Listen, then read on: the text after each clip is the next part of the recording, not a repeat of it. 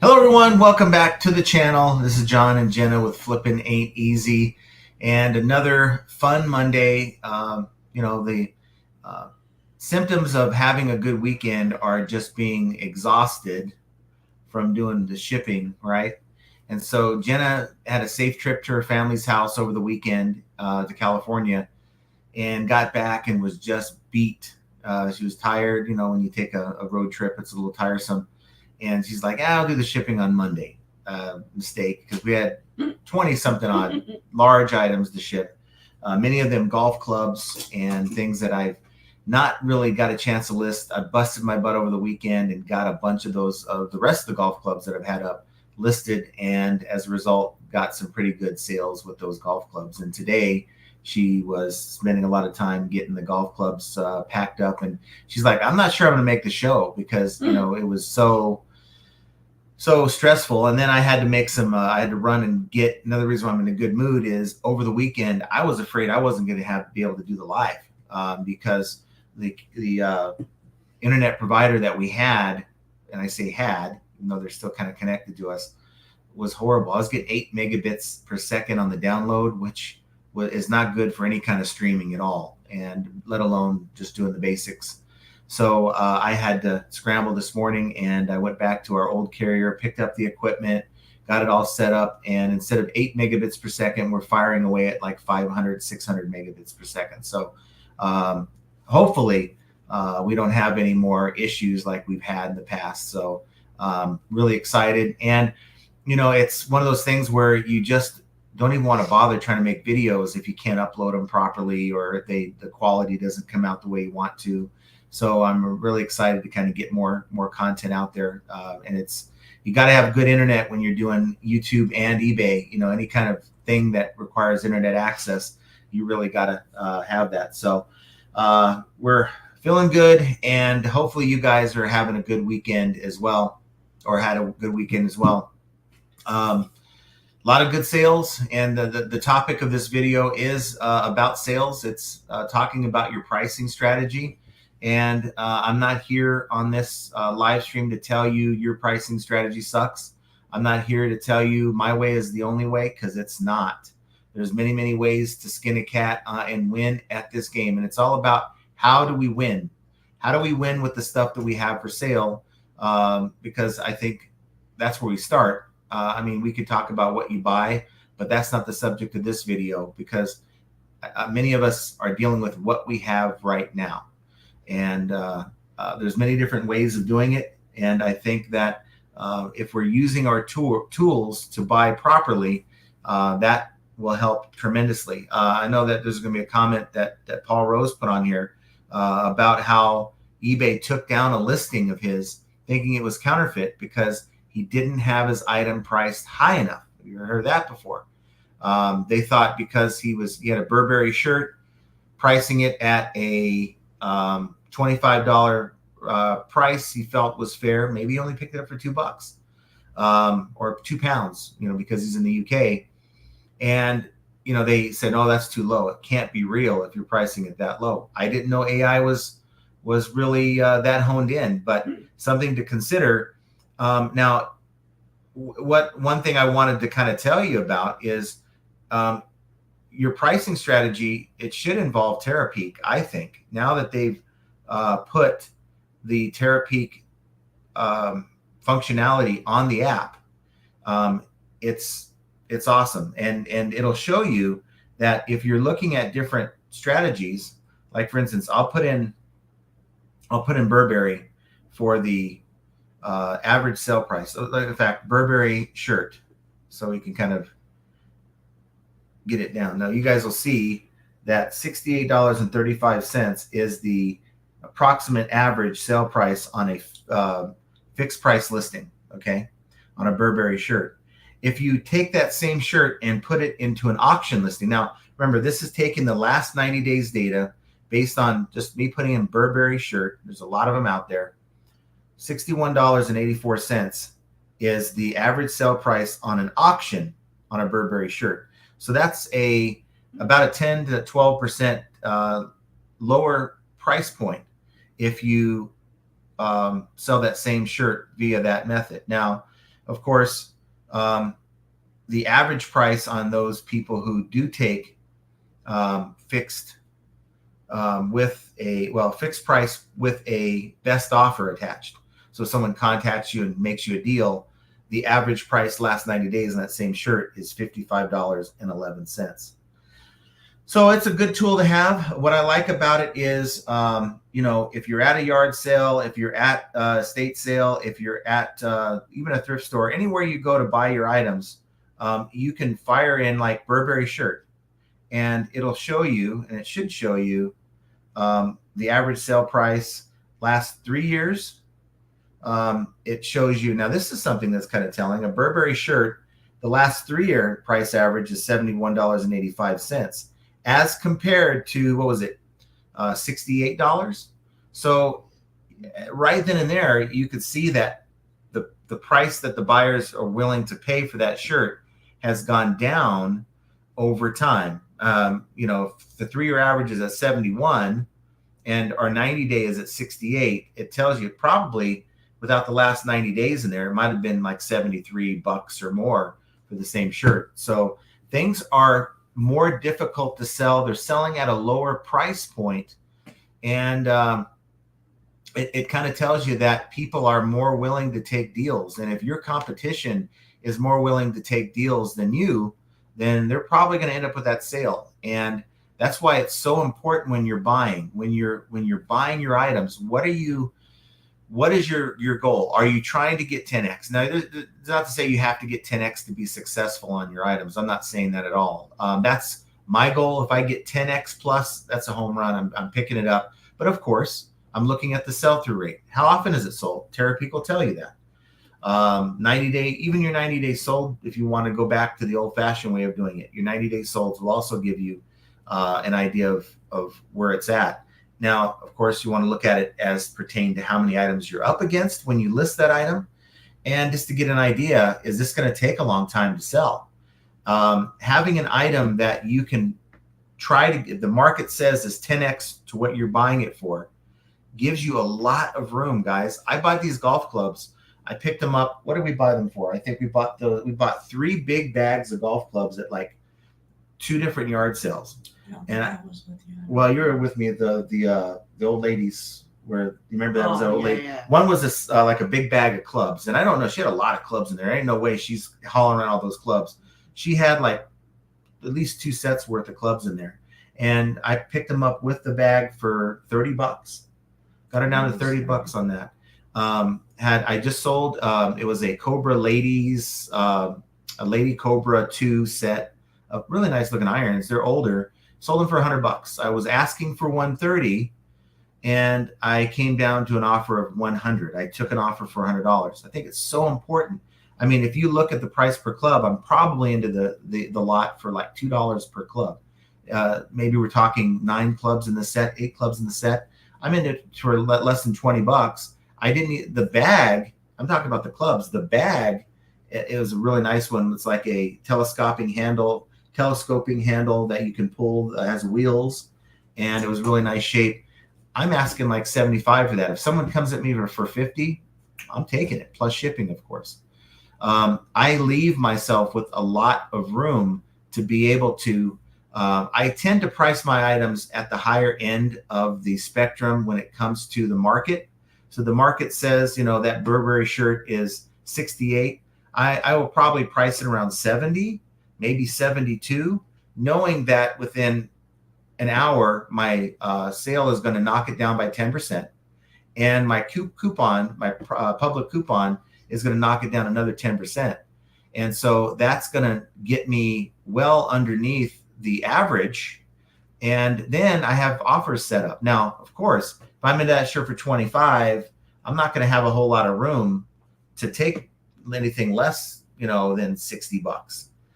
Even then, I mean, it's like, wow, I mean, you're probably into that way too high.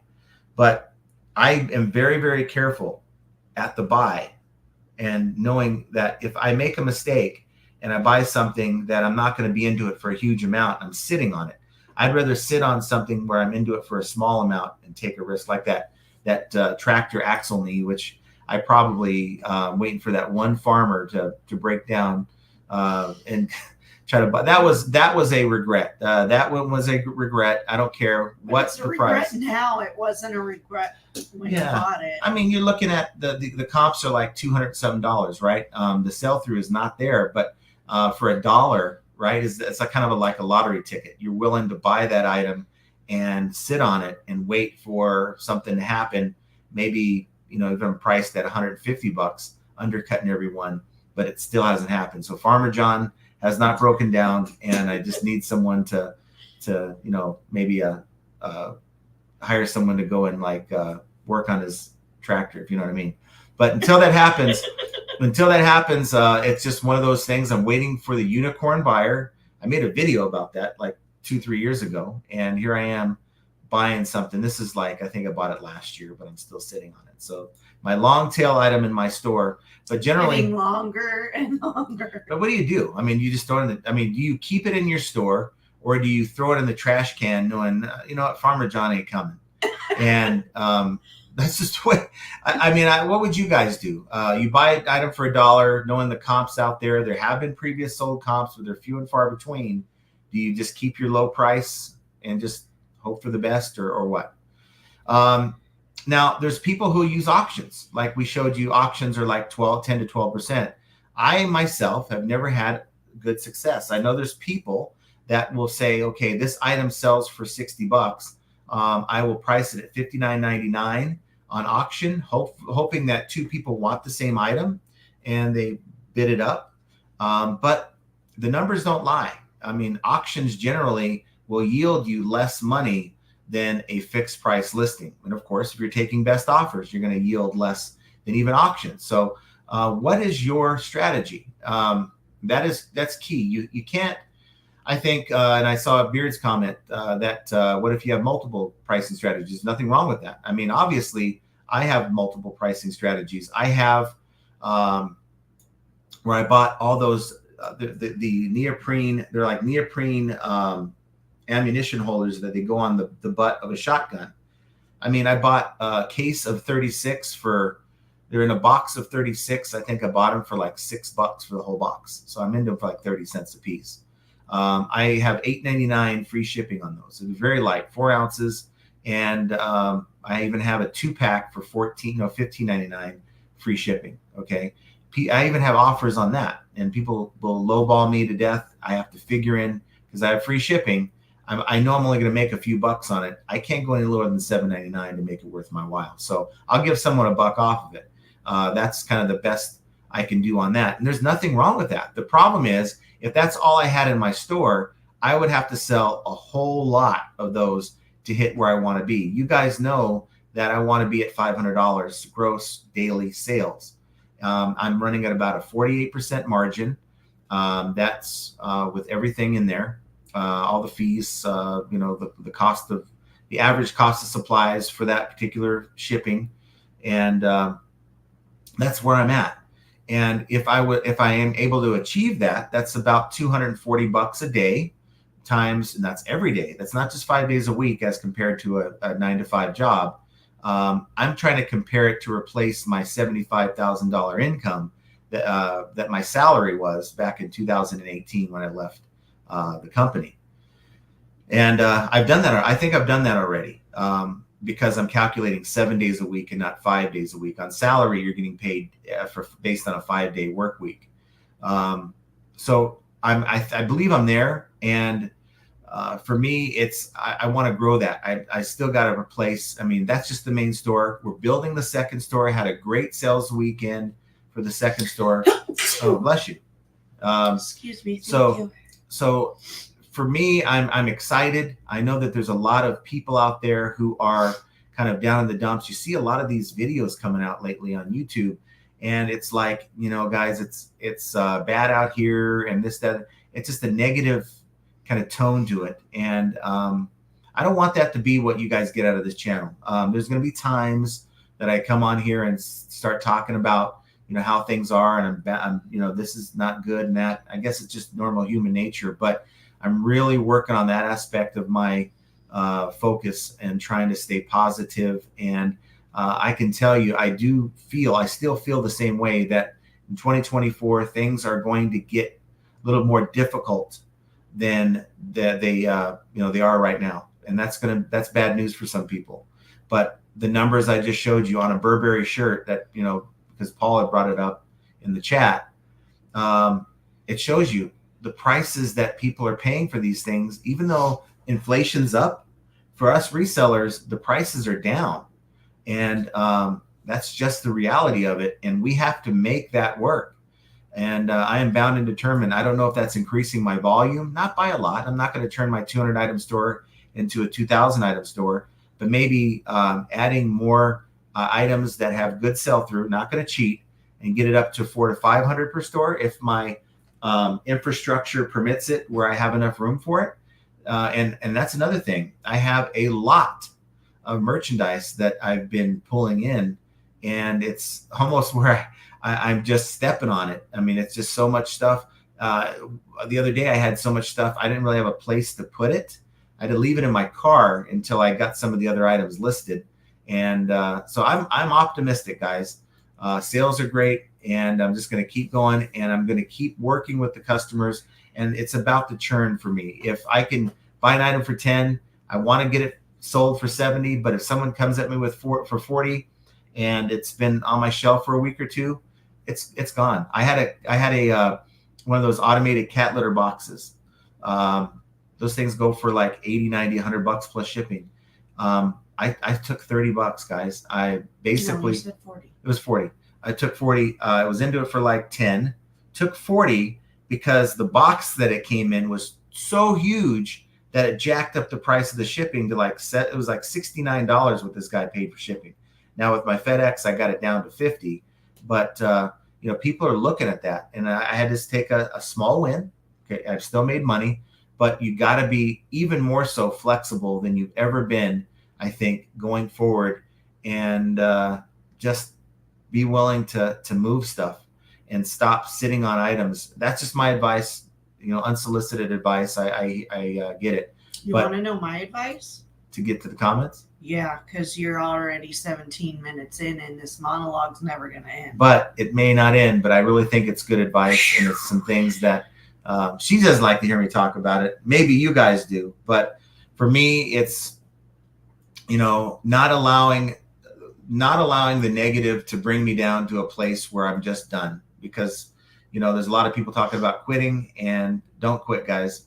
Reconsider how you're approaching just your to start your pricing strategy. Sometimes you have to restructure your business around the things you can't control, like eBay and the economy and all the other things. You have to just learn to pivot and restructure your business according to the temperature of the world and what's going on. Yeah. Bundle things. Get things bundled. That's another pricing strategy. You've got stuff that's sitting around that's similar. Bundle it up. There might be someone that would be like, you know what? For what you're asking for that one item, probably not going to buy it. But if you bundle 3 and, of course, you're going to bring the price per item down so you can move it. There you go. So there's some thoughts and ideas. But I want to see who's with us today. EVS says, hi, John and Jen and FAE family. Hello, hello. Thanks for being here. And then I guess we kind of talked about Paul Rose's situation with his Burberry shirt.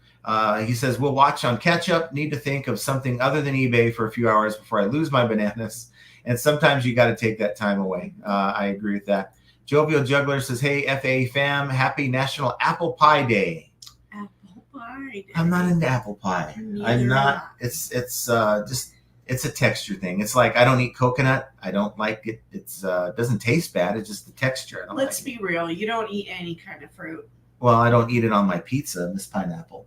Thank you very much. Yeah. I love pineapple on pizza. Wrong. It should be a felony. Kevin Hawthorne says, good evening from Lakeland, Florida. Hello, Thank Kevin. you for being here, Kevin. Samantha says, good evening, John and Jenna. Hello to all Flippin' Ain't Easy family. How are your sales today? So put in the comments how your sales are doing. You're getting a lot of watchers that you can send offers to. I think that's kind of an indicator. A lot of people like to look at, well, how many views does this item have? And honestly, if I'm telling you the 100% truth, I don't even consider or look at the views on my items. I don't even look at them. there's I don't care. just the stat I don't look at. It's we see when we run reports, impressions and things like that. That doesn't put the money in the bank. I don't care what those numbers say. Right. And so for me, I'm not really worried about impressions. I'm not really worried about page views. Again, my only metric that I really care about is, and I look at it often, how much money is eBay sitting on that they're about to deposit into my account. And then when that number is low, then I start to kind of wonder, okay, what's going on here? That's when it concerns me. But for me, I'm looking at the stats as of year over year, just to give you an idea how we're doing. Net sales is up by 0.6% as of the same time period, 31-day time period of last year in my main account.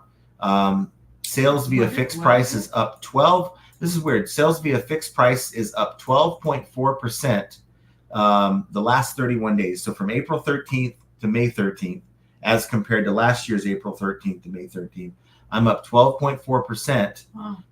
But the number of items I've sold is down by 7.2%. Huh. So that means that I'm increasing my ASP. I'm up to $74.70. That's up 21% year over year for the month. And I'm got to tell you, I don't know how I'm going to get that any higher. I kind of think I'm maxed out at my ASP, but it's good to be in tune with your numbers and to see kind of where you're at. And, that also has a lot to do with your strategy, because, if you're just not selling, you got to maybe consider that you need to bring your prices down to get that activity going. And then, as I was talking earlier, Beard wanted to know, do I have to have just one strategy? No, because I just showed you, I have a lot of items. So I have like 3 or 4 SKUs between both stores where we have a low price, high volume type situation, low margin, low ASP. But if you look at it, I can flip 30 cents into $3 times 36.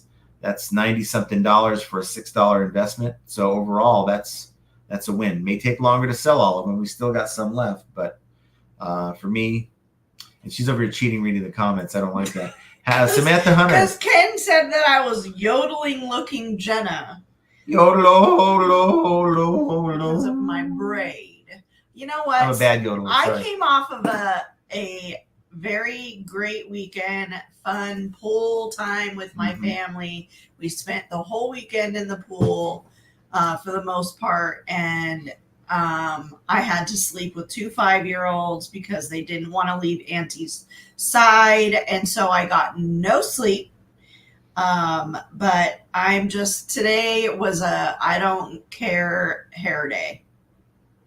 So. This is not an I'm mad at John hair day. No, this is just I don't give a hoot. And yesterday we were both tired. I got up early yesterday because I usually like to do this. When she goes on road trips, I like to do a little extra so that she doesn't come back going, oh man, I got all this to look forward to. And one of the things that she's taken on since we've lived here is kind of doing the yard work, which, pulling the weeds and all the stuff. And it kind of got up there, right? And so I went out there and busted my tail and got all that stuff done. So we closed Jurassic Park over the weekend, and it looks like a real backyard now. And me being out of shape and not even, I'm stuck. I don't think John has ever done yard work. I have. Since we've been in Vegas. I have. No, you haven't. I've trimmed some bushes. Yes, I have now. No, you Yes, I did, because you didn't want to do it. You have not trimmed any bushes. Glenda Bavona says, you see, the people are going to take that the wrong way. Glenda Bavona says, hello, John and Jenna, plus all the great FAE family. Only one eBay sale, but doing better on Mercari and Poshmark. Yeah, I have to say I had a pretty fabulous weekend on eBay without any real activity other than, were you listing on my account? I was listing on your account. Okay, well, maybe I'm wrong. So no delisting, relisting, no. I didn't do anything with Posh, but I got one sale. When I'm around my family and I'm away, or even when they come here, eBay is an afterthought for me. My focus is 100% on them, and I was on top of it. In fact, I was going to say that it's because of the activity and really, I listed like 5 items a day, but we're talking bigger, we're talking higher ASP things, like a lot of those single golf. What my strategy was, we had all those golf clubs. So the single ones I was selling on her account. Okay, the single ones and anything that's a complete set, I was selling on my account because, just keeping the ASP high. With the exception of the woman's one that I did.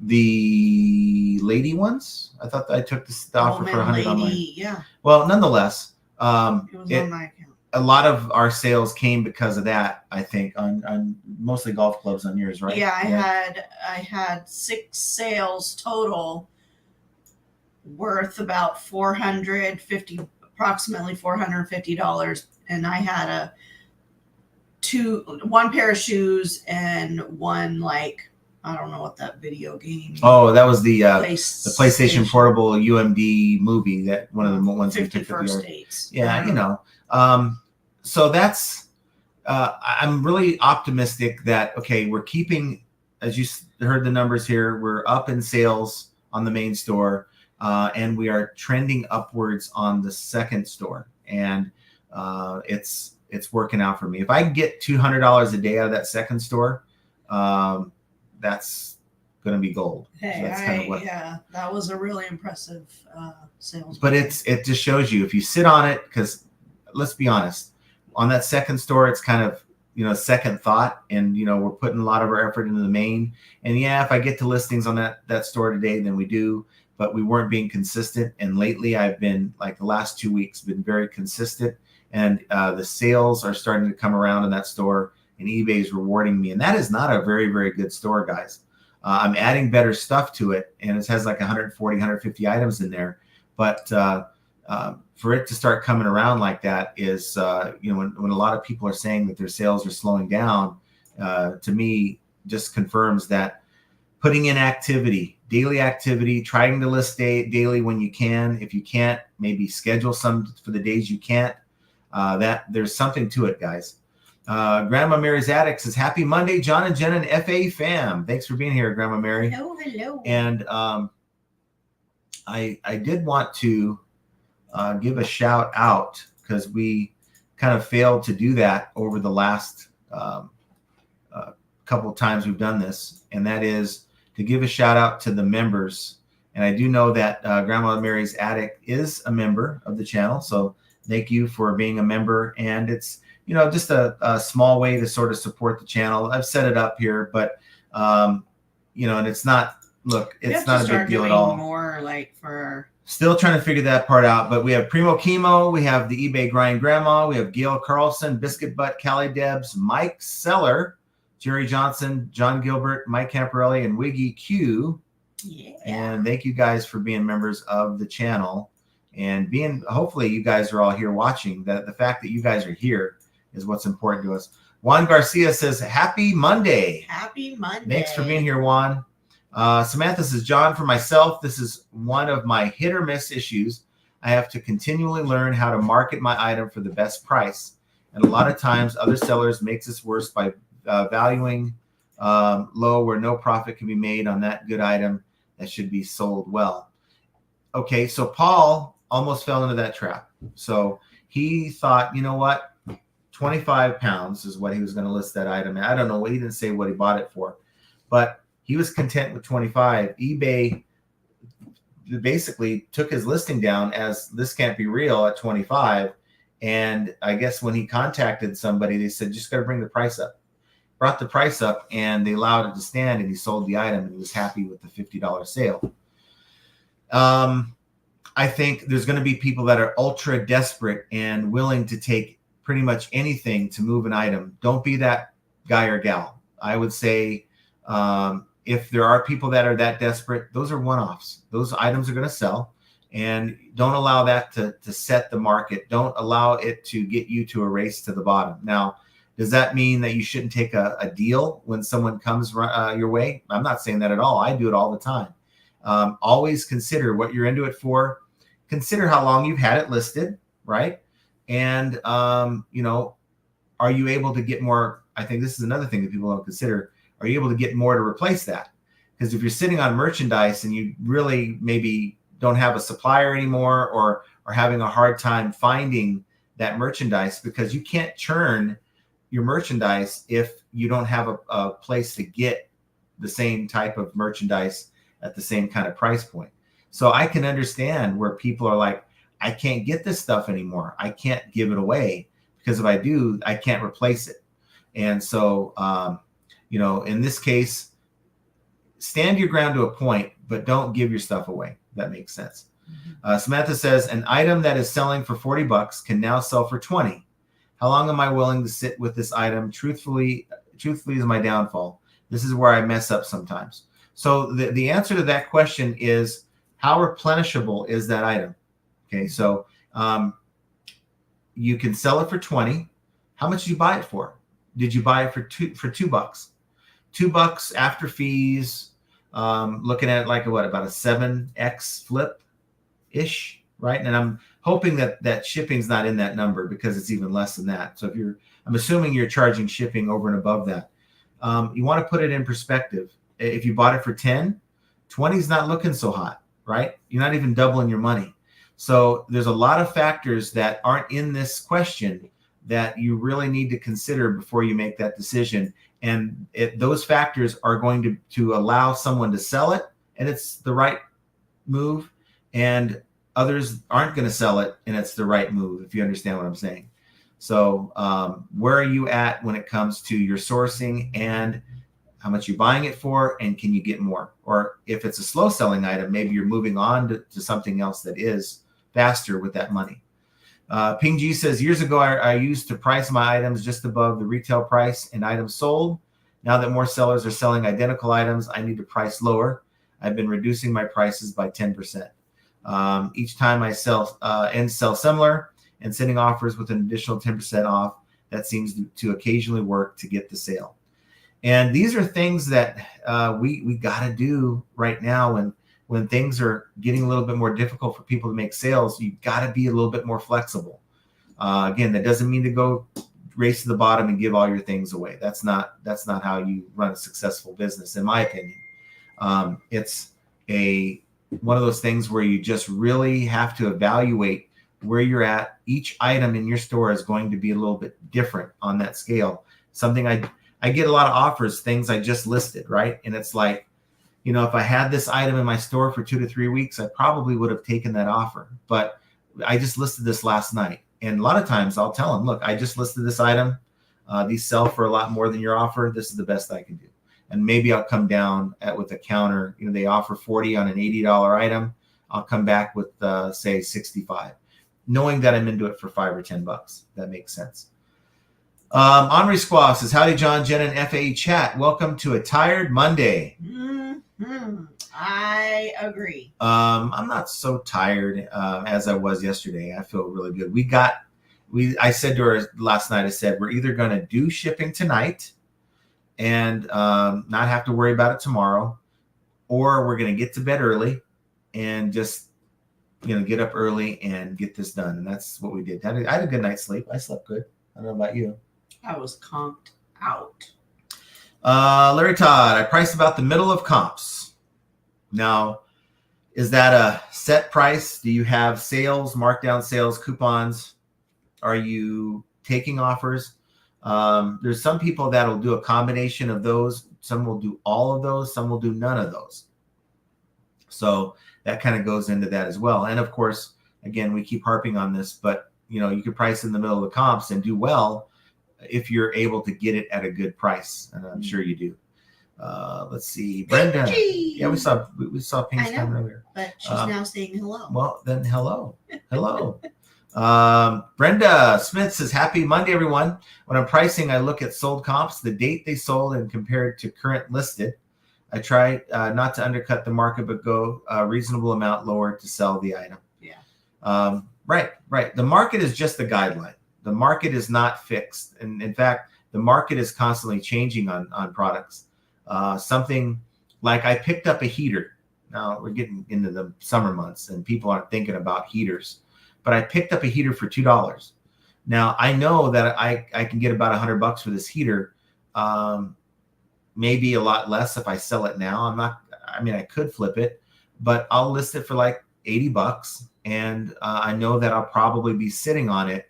By the time we get till like late August, September, I'll probably sell it at that time. So, you just gotta figure out, each item should have its own kind of strategy. I think, it's like, okay, when I'm listing this item, how long in my mind do I think I'm going to have it? Is this going to be a hot seller going to sell overnight, or is this going to take a while to sell? And I think the information on Terapeak and your 90 days is going to kind of tell you that story. Because if you come across an item you pick up for $2 at the yard sale that sold once in 90 days, you might be having that item for a while. And just don't be disappointed that it doesn't sell in a week. Joe Samard says, hello, John and Jenna. Thanks for being here. Hello, Joe. Biscuit Butt said, Jenna's back. I hope I did a good job in your place. You did great. You did great. We had a good time. In fact, you even saved me from a ruined surprise. So thank you. How did that go anyway? It went great. Because she was watching the stream on Friday. Okay, so if I didn't explain it correctly, my visit to California was a surprise to my whole family, with the exception of my sister's house that I'm staying at. But all of her children, my mom, my dad, my other sister, and her family had no idea I was coming. They were. I told them I can't make it. I'm already coming for graduations in a couple of weeks. There's no way I can just keep taking time away. And so I managed to pull that lie off. And then Friday afternoon, I was already at my sister's house, and Lindsay, my sister, texts me and says, why aren't you, or no, she says, who's that guy sitting with John? And I said, and I looked at my sister and I said, oh my God, she's watching the live. And if you were here on Friday, I was commenting in the chat, and I said, oh my God, what do I tell her? And I said, I know, I'll tell her that I have a migraine, so Archie's stepping in. So I text her that, and she said something, and I said, oh my God. And so I text Archie to tell John not to mention California anymore. Like, don't say anything. How come she didn't hear that, though? She obviously wasn't watching. She tuned in at 3:30. You had already spoken about it. Okay. And so 3:30, she said she was just listening. She says she caught some of the comments, but didn't get very many. She was working. So she has two monitors. She has John over here, and then she was working on the other. And come Saturday morning, when they are starting to arrive, my niece, which is 3 years old, she saw me. I was hiding like in the kitchen, like on the side of the refrigerator, and she comes running in to go run to my other sister, and she's like, Auntie Mamie, and then I don't know what made her turn her head. She turns her head and she's like, Auntie Jenna, and she comes and she runs up to me, and I'm all, shh, it's a surprise, don't say anything more. But her mom is slow and she's trailing behind. And so as they're, her boyfriend and her other daughter are walking in, I'm like, shh. And so she comes in and she screams because I'm like, surprise. And I jump out and, she's like, wait a minute. I thought you had a migraine. And I was like, wow. That was yesterday. My sister, she's too funny. So anyway, I pulled it off. Nobody knew except my sister I was staying with. And of course, it would have been helpful if you'd have said, hey, honey, nobody knows I'm coming, so don't mention it on the show. I thought you knew I didn't. No, you thought your family doesn't watch the show. That too. Flip It Good says, hi, John and Jenna. Happy Monday. Thanks for being here. Monday. We got Major Win says, hey, John and Jenna, y'all are looking great today. Well, thank you. Thank you. I'm not feeling so great today. Saw you on Primo's show today. You guys did a good job. just got to figure out why your microphone stopped working. That was pretty funny at the end. Callie Deb says, good afternoon, John, Jenna, and chat. Thanks for being here, Callie Debs. Silver hair Larry says, Jenna with the braid, you look marvelous. Well, thank you. Big Dre is with us. Lazy hair. Hi, John and Jenna. Thanks for being here, Big Dre. And we got Deborah JK says, hi, John. What's up? Doing good. How about you? Samantha says, Jenna, you look very youthful tonight. Ooh. Well rested. Now that you didn't look great. Not that you didn't look great before. Smile. Yeah, well, I had no real good sleep over the weekend. My nieces insist on sleeping in the same bed as me when I come to visit. And normally, because my nieces are twins and they're 5 years old. And so I usually can pull off keeping one in there and the other one will go in her own bed. Well, this weekend they both wanted to be in the bed, and it's a queen size bed, not a lot of room to move. So not much sleep. Primo Chemo says, aloha, J&J and FA fam. Thanks for being here. Primo and Spam. I'm sure Spam's there too. Mike Gertis says, hello, great sales weekend. Yes. That's what we want to hear.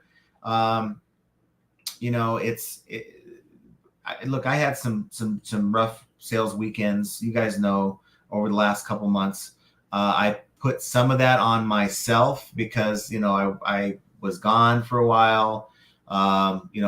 I took some time away, going to like Angel Games to California, this, that, and other thing.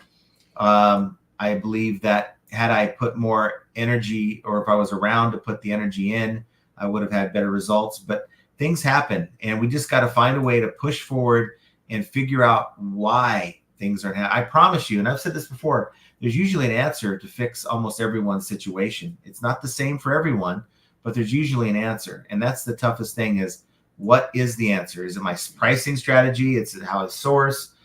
Is it simply just maybe I'm not putting enough time into putting quality listings in there? But there's usually a reason as to why some people are having a great sales weekend and others just aren't. Major Win is with us again. So Samantha Hunter says, John, is it true you're considering Whatnot? Yes, I am considering it for some of these hats that I have. We're gonna have to really plan out what day that. I think it should be on a Thursday. It's gotta be soon. Well, maybe we do it this Thursday, but it has to be very well organized. I'll be in the background, but you're gonna. I'm willing to give it a try. It's just doing a lot of reading and a lot of motivational stuff lately, and the whole idea of not doing the Whatnot, and I think it's just, why not try it? Why not? Maybe it's something that I'll do monthly, or maybe we'll do every 2 weeks. I just don't know how many people would actually, if I put out, hey guys, we're gonna have a Whatnot sale, how many people would actually show up? I don't know. It would be. Your first Whatnot shows are not going to be like home runs, having a lot of people on them. Yeah. It takes consistency like anything else in this business. It's not going to get bigger and better if you don't continue to do it. Yeah. And I know the first 1 or 5 are not going to be like home runs. Look, for example, J-Ride on, what day was that? Last Thursday. Poor J-Ride was on a Whatnot show and sold nothing. Really? Uh-huh.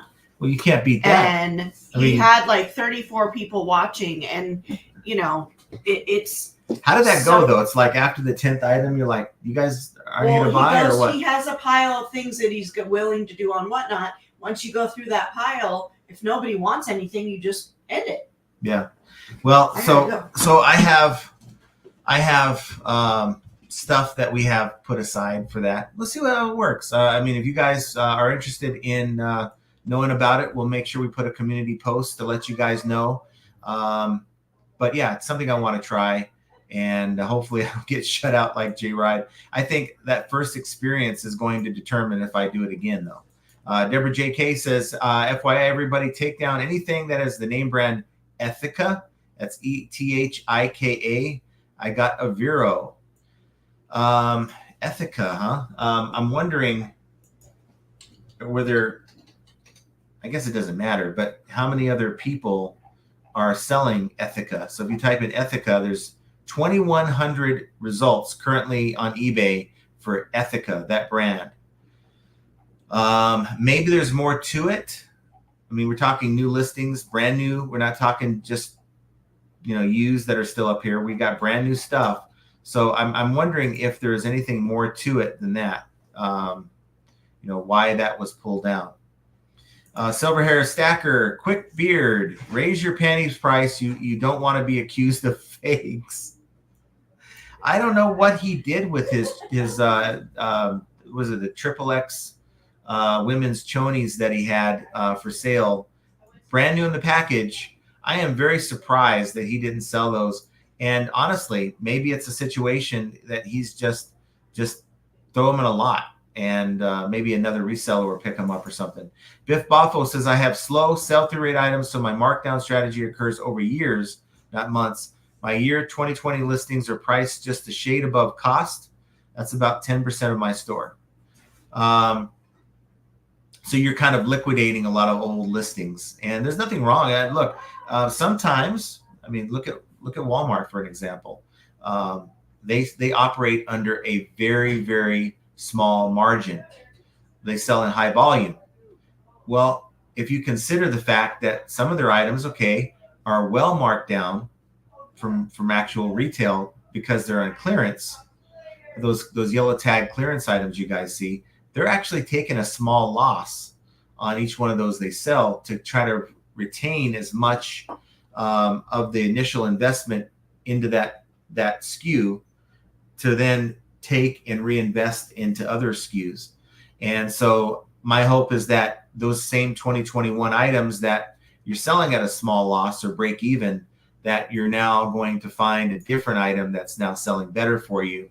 And I think that'll help as well. But I think, Biff, you know what you're doing. You got a good thing going on with what you do and how you're doing it. And of course, you could probably, do your own channel on how to make it work with low sell-through rate stuff. And there would probably be a good audience for that. Big Dre says, sold $600 on the weekend. Majority of sales were from three sales on eBay. A pair of shoes at $91, sewing machine for $199, and a Mercari order of 14 shirts for $240. Love it. I just love the larger ticket items. Many times they're larger items themselves. It's just less overall. You get more money for less, in my opinion, less work. Now, initially when you're listing it, it's a longer process to list, like in your case, that sewing machine. So you had to pick it up, plug it in, evaluate it, check for any damage, take good photos, make sure it's packaged properly in this pretty good sized box, store it. It's just a longer process than if you're listing as compared to like listing a hat or something like that.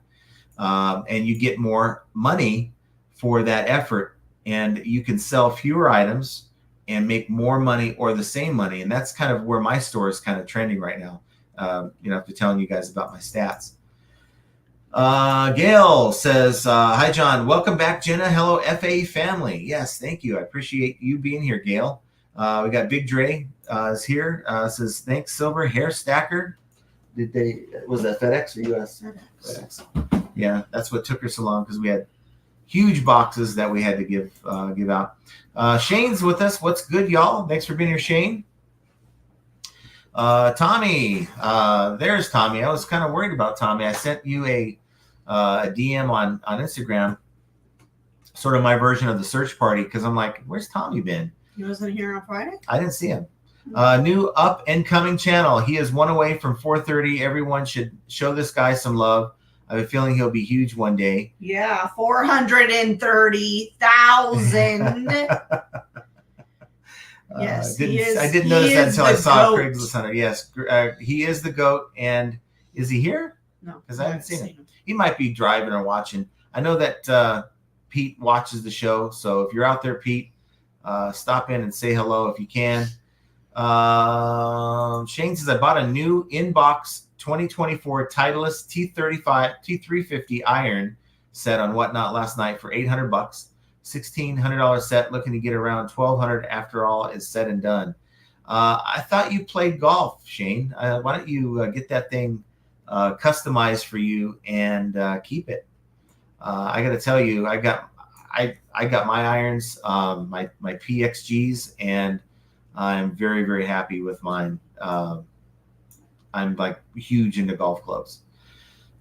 Samantha says, right now I'm scraping the bottom. I'm lotting parts together, electronics and stuff. Yep. And I was telling, I know Beard had reported, hey, he sold a lawnmower today. And that's like kind of like not what he normally sells. He doesn't usually sell a lot of the larger items like that. But we sold a lawnmower today. Two. Well, one's a push mower. That was like one of the old-fashioned real push mower lawnmowers. You'd be surprised at how many people buy those. A lot of people love those things. It's I get those. wild. I get good deals on those. But this other one was a Lawn Master. It takes like two 24-volt batteries. Came with the charger, and it was in beautiful condition when I got it. Open box, liquidation. But I went to go fire it up. I assembled the thing too, because it's like you got to make sure the thing looks halfway decent. I assembled the thing, and the blade didn't spin properly. I'm like, oh, that sucks. So I'm like, okay, I could take it back because the place I do business with allows me to do that. But I thought, you know what? I'm into this thing for like $10. Let's see, can I make money on this mower for parts of repair? Explain that there's a problem with the blade. It's not spinning, powers up, and then maybe take the batteries and charger, and because those work fine, and put them on their own listing. And guess what? I sold the lawnmower for like $40 plus shipping, which is fine. That covers my buy-in cost. I think I sold the batteries and the charger for $80 plus shipping, and combined, it's at a higher price point. I made more on those two together than I would have sold if that blade was spinning. I would have made more money, or I did make more money than if the blade was working. So it just kind of makes you wonder, you know what? Even if the item works, maybe you're better off, lotting things up, not lotting things up, but parting things out and maximizing your return that way. Major Win says, we have a bunch of Spalding vintage golf balls with a variety of sponsored logos on them, trying to comp them out, but pricing has been a bit of a challenge. We have a bunch of vintage Spalding golf balls we're trying to comp to get listed. Okay, unless your golf balls are really, really old. I know there's some golf balls that are over 100 years old that people buy. Yeah, like a guy named Rick Shields. He's a golf influencer on YouTube. He bought some for $25 a ball. They're over 100 years old, just to see the difference between hitting an old, I think it was Spalding too, an old ball like that versus a new one. He made a video out of it. But, being that they're old and vintage, you're probably not going to get a whole lot for those, versus one that's antique, right? And that's, filled with what, feathers or whatever the heck they put into them back in the day.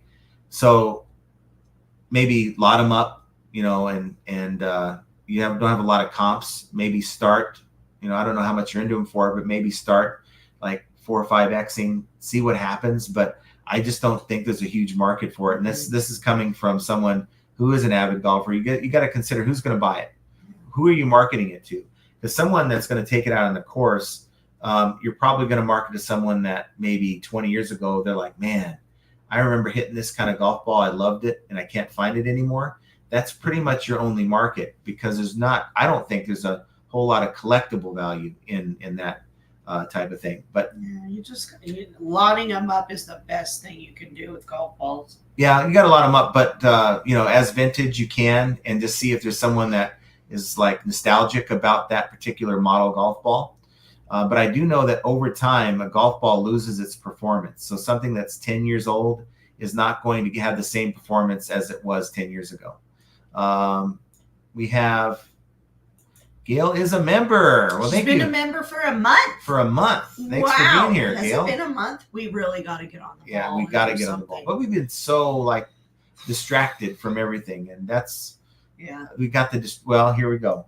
We got more distractions coming. There for me, not you, me.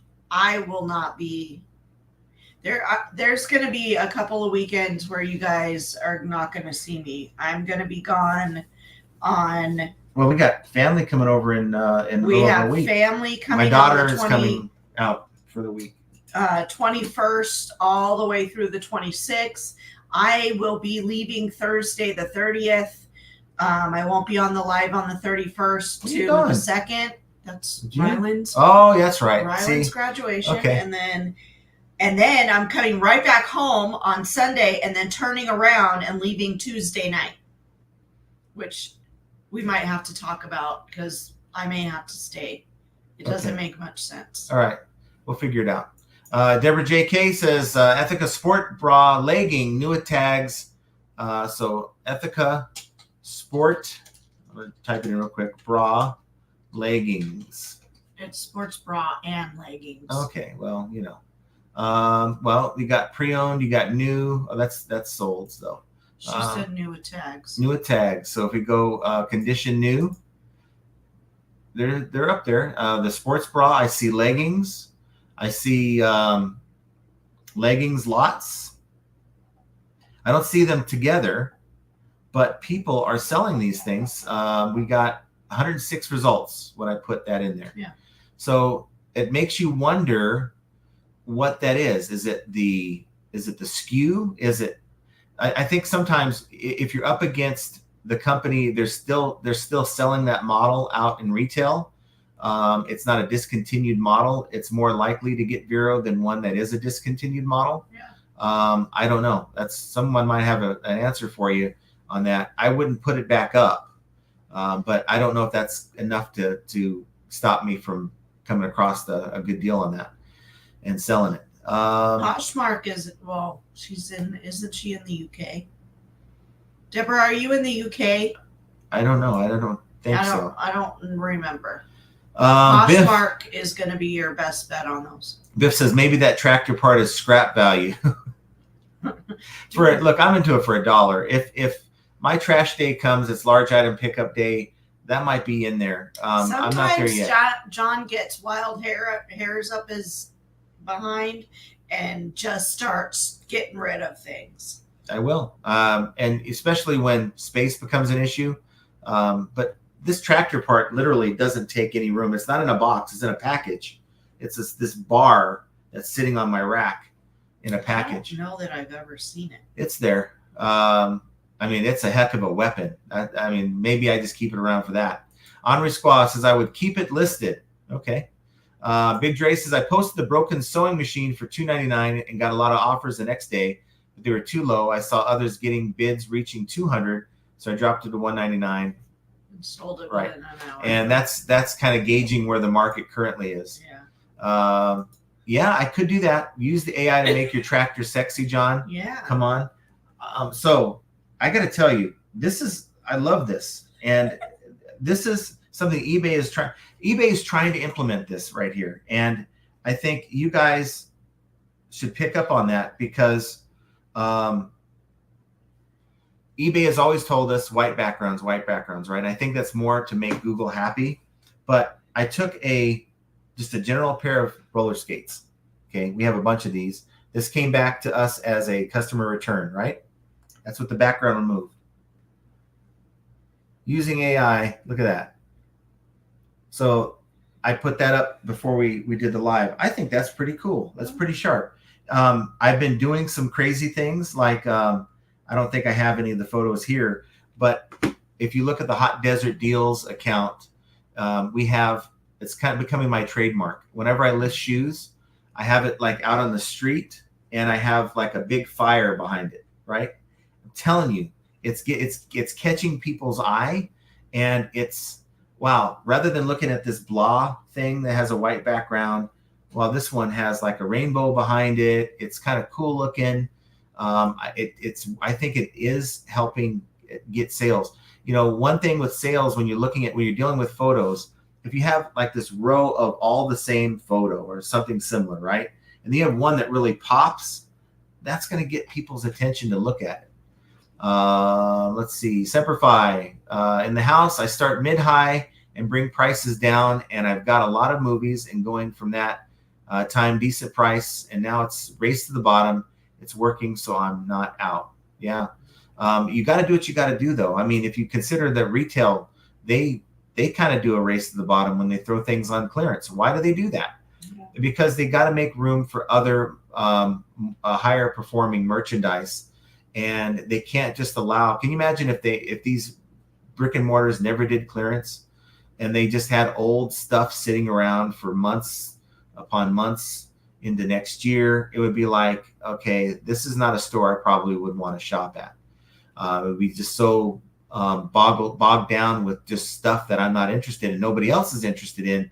So they clearance all this stuff out so they can recoup as much of their investment as they can and to clear space. And I don't think it's a bad idea for us to do as well.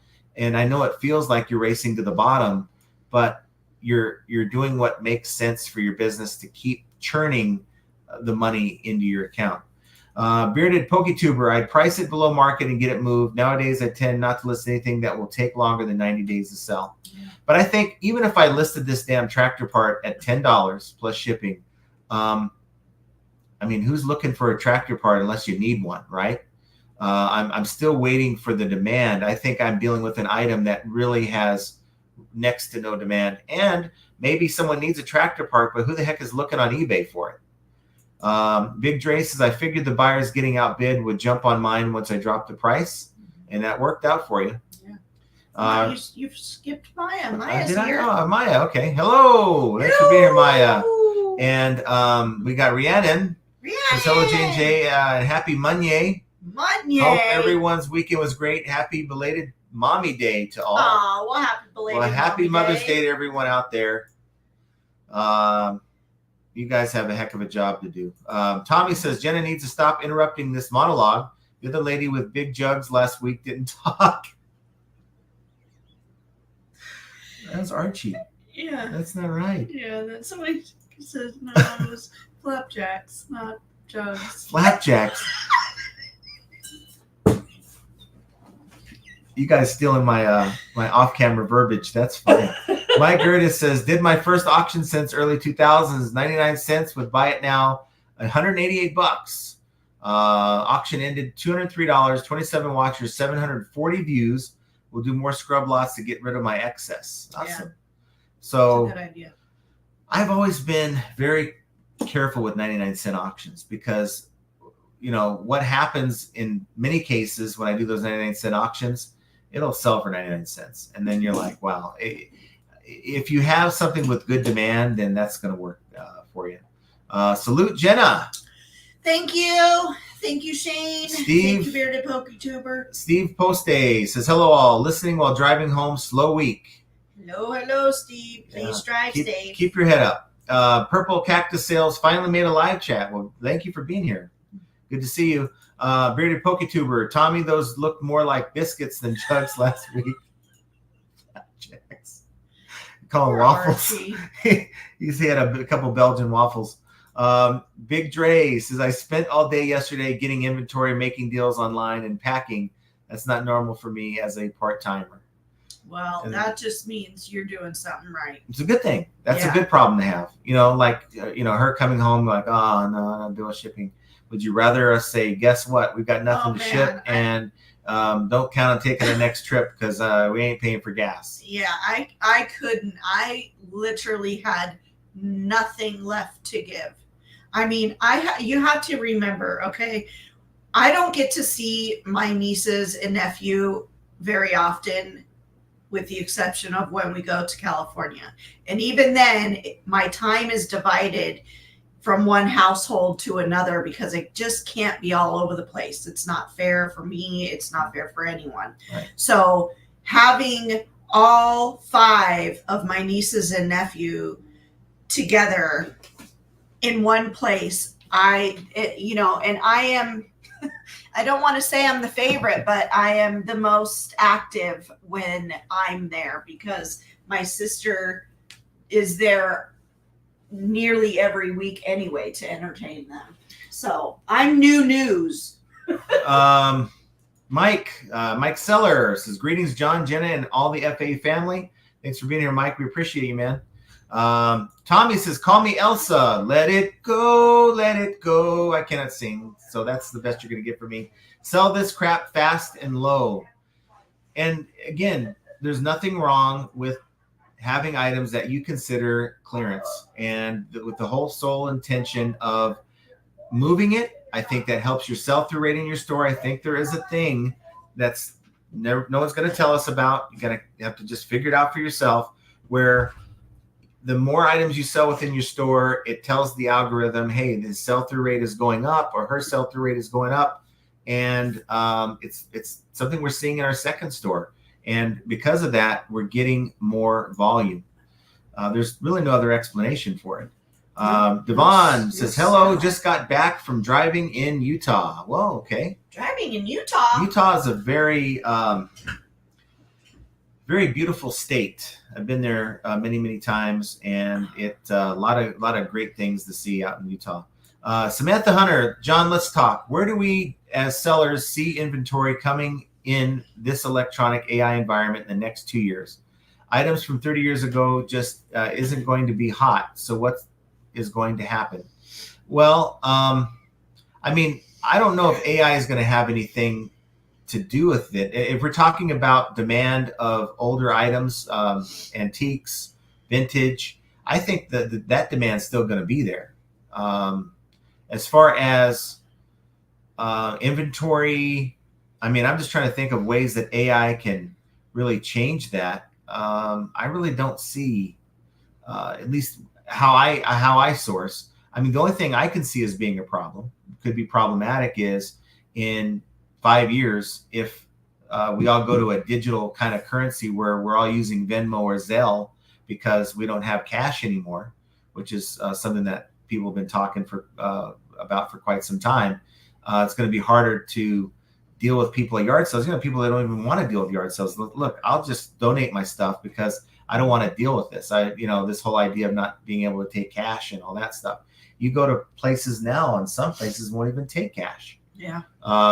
Went to the game, the Angels game. It's all card. You can't, remember back in the day, you had the guy going up and down the aisle yelling hot dog, popcorn, and you hand a $5 bill and people would pass it down the aisle to the guy and he'd send your change back. Now it's not. It's a card. You can't get a hot dog for $5 at a game anymore. Oh, but you guys know what I'm talking about. It's all kind of becoming where cash is just not a thing. That to me seems to be more problematic because many of you guys get your stuff at yard sales, and is that going to deter people from even having yard sales anymore? Biscuit Butt says diatribe equals I'm going to die before John's done. That's why I was like, man, dude, it's 17 minutes after. And I look, here's the thing. It's not really trying to change the format of the show. It's just trying to, I don't want it to come off as really not having anything to say, getting out here real quick, and then just relying on the comments to kind of make the show what it is. There's a lot of people who watch the show after the fact, and just trying to provide as many ideas and thoughts as I can on the topic. Purple Cactus sales. Our sales are up. We buy low so we can be at best price when we list. Our listings recently selling within 5 days. Great items, great prices. People still buying and spending money, at least for us. That's right. There you go. And people are still buying. They are still buying. Josh is looking for foul balls at a baseball game. Just wanted to pop in and say hi. Well, have fun. I'm sure you're at the kids' baseball, right? So get out there and cheer them on. Tommy Z says, always good to see my favorite couple on here. Well, thank you, Tommy. Thank you, Tommy. Awesome. That's nice of you to say. Devon Short says, sales really good. Even put store on timeout and still have sales. Yep. Wow, that's amazing. That's good. Hey, I can go away and I don't have to do anything. So Josh is at the game, right? Tommy wants to know, are you the beer guy or just peanuts? He didn't mention he was at his kids' game, so he could be at the Toronto Blue Jays game with the that, what do they have, the lime green vendor shirt on up and down. I could see him yelling hot dogs or peanuts. It. I could see him doing that. Stop it. So the City Flip says pineapple goes on pizza, John. It sure does. And then that pizza goes right into the trash. No, it goes right into my mouth. Samantha Hunter says, I love vanilla cupcakes. Vanilla cupcakes. Okay, guys, I wasn't going to mention on the show. You guys, anybody who knows me out there knows that I'm a foodie, right? What did you do? No, I get so excited about food. So do you remember me being excited about something this weekend? I wasn't here. You weren't here, and you still heard about it. Oh. Okay, yes. So I went to the store to pick up some stuff for the weekend because it's like, look, I'm home by myself. I'm going to get some stuff just to snack on. But I love my ice cream. Mm. Now, anybody ever out there had a Paula Deen butter cake? Anybody have a butter cake? Well, it's kind of like it's a butter cake. No, it's kind of like a brownie, but it's like butter and vanilla. They had them at the Cincinnati meetup. They did. Somebody made them. I forget who. Yes. And butter cake is just ridiculously good. And I went to find at the store, Bluebell Ice Cream has a butter cake ice cream. And I'm like, you got to be me right now. I picked it up. I tried it and I almost fell over. It was so freaking good. So I didn't want to say it because I don't want America to go running out and taking. Not everyone's going to go to our Smiths. I know, but it is probably some of the best ice cream I've ever eaten in my damn life, and it's awesome. And I'm excited about it. I'm excited to share it with you. Excited, and we're not sponsored by Bluebell either. You would love to be. Yeah, that ain't happening. Yeah. Biff loves Hawaiian pizza though. Yes. Devon says, John and Jenna, hello. Hello. Mike, of course, has had great sales over the weekend. I don't recall a time, Mike, where you haven't had good sales. You usually have pretty good sales when you report to us. Tommy says, I sell at least one item a day with 0 views. Impressions are a waste of space. It's a waste of trying to understand a metric that, I think eBay is well intended by putting out metrics for us to look at. I guess it's a way to kind of tell people, even though you don't got sales, people see your item. It's a way of showing the seller that, we are showing your stuff. It's just not selling or getting views. But it doesn't really, in my opinion, lead to any meaningful kind of resolution, especially when you consider the fact that even as recent as a year ago, eBay didn't have a grasp on those numbers anyway. So Sunshine Valley says, yo, well, that's a new face. Thanks for being here, Sunshine Valley. Hello. Don't be a stranger. And thanks for being here. Callie Deb says, my sales have been decent. Good. Decent's better than not decent. Yeah. Or indecent. Yeah. The best month in a long time, and I have not been listing. Tomorrow I will get listing done. There you go. Good job. What were you in Utah for? Were you on vacation? Sounds fun. There's a lot of good places out there. I want to go on a lot of good golf courses. I want to go on a road trip. I do too. Not just the California things. I want to go to a different state. Yeah, we can do that. But who's going to watch the dogs? That's the biggest problem we have right now. That is our big problem right now. That is a huge problem. It's the dogs. So, which is why, she went to California this weekend. I stayed here because these dogs aren't socialized anyway. I mean, they know each other, but to put them in a setting where we're gone, paying hundreds of dollars, look, it ain't that important to me. I would rather just stay here with them, do some work, and let her go. I think we should have the neighbor come, and maybe if we're gonna just stay for a weekend. I don't know. We'll have to work that out, but I think we should. I think he would do a great job. He's such a good boy. He's like 13 or 14 years old, and he has a heart of gold. I gave him, when Tyler left to Texas, I gave him that Marvel. Do you remember the Marvel gaming chair? Yep. He was so excited. It was so cute. So I gave him that chair. I've given him end tables. I've given him a lot of things just to get it out of my house because otherwise it's going in the trash. Yeah. But he's like so appreciative, so sweet. Yeah. So we'll see. We'll see how that goes. But I don't mind staying around working if I have to. No Design says, hey, John, and yodeling looking Jenna. Yodeling. Silver Hair Stacker says sales are down a little this month. Hopefully that's not a trend. We can get that number up. Purple Cactus sales, yes, money in the bank is what matters. I mean, that's right. Does it really matter to anyone out there how many impressions or views they got on their item if they're making the money? And if they're not making the money, it's like, okay, we're going to start looking at those things. But if you're making the money, none of that even is on my radar. Tommy says, Ken, perfect timing. Jenna just nixed the monologue. Because he just came in. 18 minutes in, Ken, I made three daughters in the same amount of time. Wow. Wow. I call you Fast Tommy, huh? EVS says, had a huge slice of chocolate cake at fancy restaurant. Son took me out for Mom's Day. There you go. We have Joe and Wally says barbecued a lot of Mally for Mother's Day. Mally. What's Mally? That must be like, I bet you that sounds like Australia. That sounds Australian to me. A lot of male. Now you're going to make me look it up. Male? Is it male? No, Male-y. I see what it says. Okay. I don't know what that is. Okay. Maybe it's a typo. Yeah, it says Atlantic. I don't know if that's a thing. It's a meat. Big Dre says if you quit, that's okay. Reselling isn't for everyone, which is true. A natural born reseller has issues like being a shopaholic, hoarding, gambling, addicted to the hunt. OCD reselling is like a remedy, but not a cure. Yeah. I agree. Very true. Joe says doing great on eBay with auctions this month. Okay. You got to find what works for you. So it may be outside the norm. It may not even seem like, to me, auctions, I just have not had good success with them. If you can find a strategy that utilizes that and makes it work for you, then go for it. More power to you. Duncan VR says, sold some good ones this week. One sold for $200. 10 minutes after I listed it, cost me $8. Love that.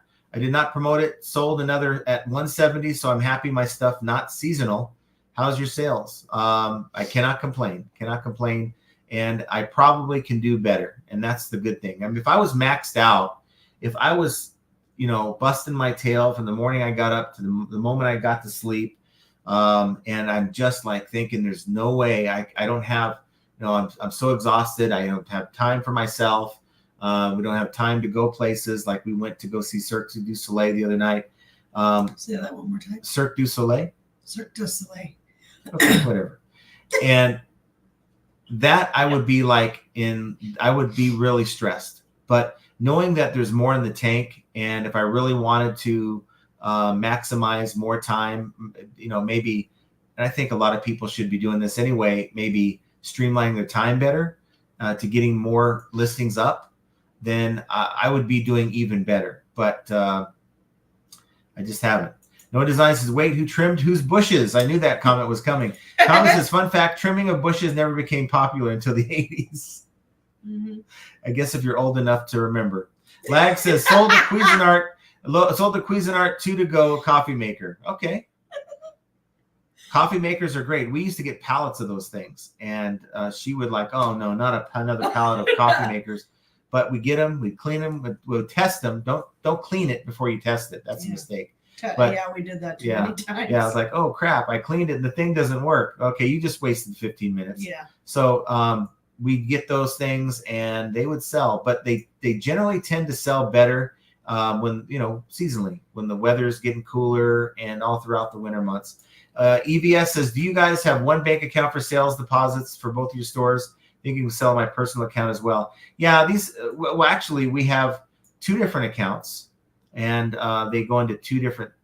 Each store is set to one account set to my main checking account. The other one set to the secondary. It's just I need to get them both set to the same. To be honest, no, you can just leave it alone. It's because you have the debit card for the one. No One Designs. I sure hope Jenna didn't hit trim John's. That would be okay. That's horrible.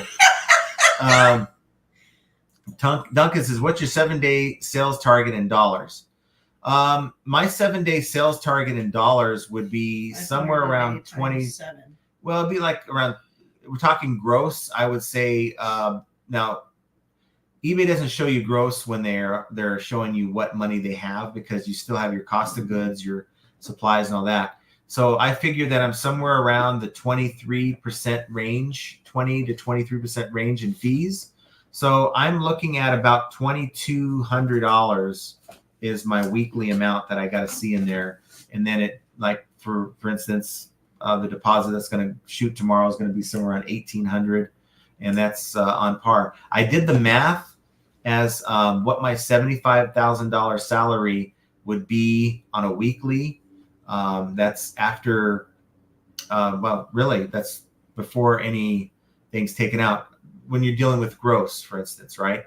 That was like $1,400 a week is what it was. And then, of course, that seems so low. Well, because I was getting paid every 2 weeks. So I would get a check for about $2,200, $2,300 every 2 weeks deposited in my account. And you'd have like union dues, you'd have the different things that are taken retirement. out. Right. Social Security. Well, railroad retirement is Social Security. But you'd have like the federal, in that case, the state. We were in California. So it was, I'm making a lot more now than I was then. And it kind of makes me wonder, man, I just would have done this years ago. I'd have been in a better place, maybe. Tommy says, thank you for being a friend. Travel down the road and back again. Your heart beats true. You're a pal and a confidant. Yep, that's the Golden Girls. All Things Gaming says, hello, FAE. Thanks for being here. Hello, Urethra Franklin. Wow, I have been asking, where have you been? I'd sing a Urethra song, but I don't know the words to any of them off the top of my head. So I'm so glad you're here. Ain't No Mountain High Enough. Ain't no I don't know. mountain But thanks for being here, Urethra. high Nice to see you again. enough. You know what? I was going to go through a bunch of old lives and see who was on like a year ago, 2 years ago, and like do a call out. Where's Urethra Franklin? Where's all the other people that were here and you're here? But bush trimming isn't Urethra style. I have Welcome to the Jungle playing in my bedroom every time a gentleman caller pays me a visit. Wow. Dude's Boot Sales says, hey there. Sean put another video up featuring Dude for Jenna since we last were able to make it. What? Dude's Boot Sales says, hey there. Sean put another video up featuring Dude for Jenna since we last were able to make it. What does that mean? I don't know, but that's what he did. Duncan says, I remember the conversation very vaguely, but something about they have a channel.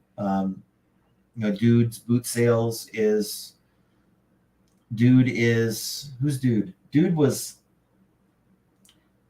I don't know who Dude is. I know Dude is a person. I don't know. Duncan VR says, I'm lucky I can hit sell similar and I only have to change one item spec and amend the title. I only need to research rare postmarks. Tommy says, do you make $20 and flip an item 12 times in a year, or make $100 and sell in 1.5 years? I like the first option better because you get more churn. You get more money going in through your store and more activity. Noah Design says, Urethra, deforestation is healthy. Dude is the bird. Yes, Dude. Yes, Dude is the bird. I knew Dude was something. Samantha says, John, I believe you just helped me a lot because I'm not buying low for a considered selling margin. I must work on this. I'm spending like $5 a lot of the times. Yeah.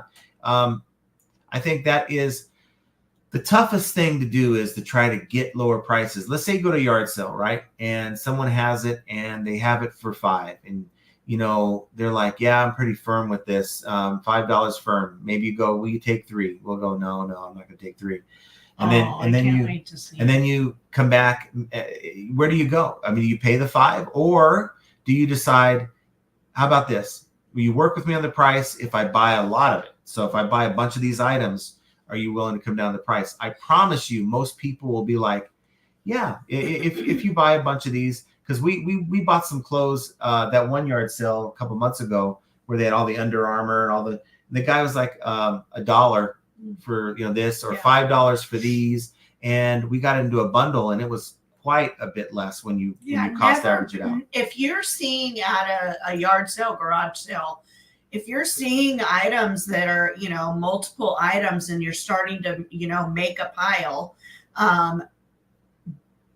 ask them, would you be willing to bundle this? And what will you give me if I buy all of this or these items? Don't be afraid to ask, because you never know.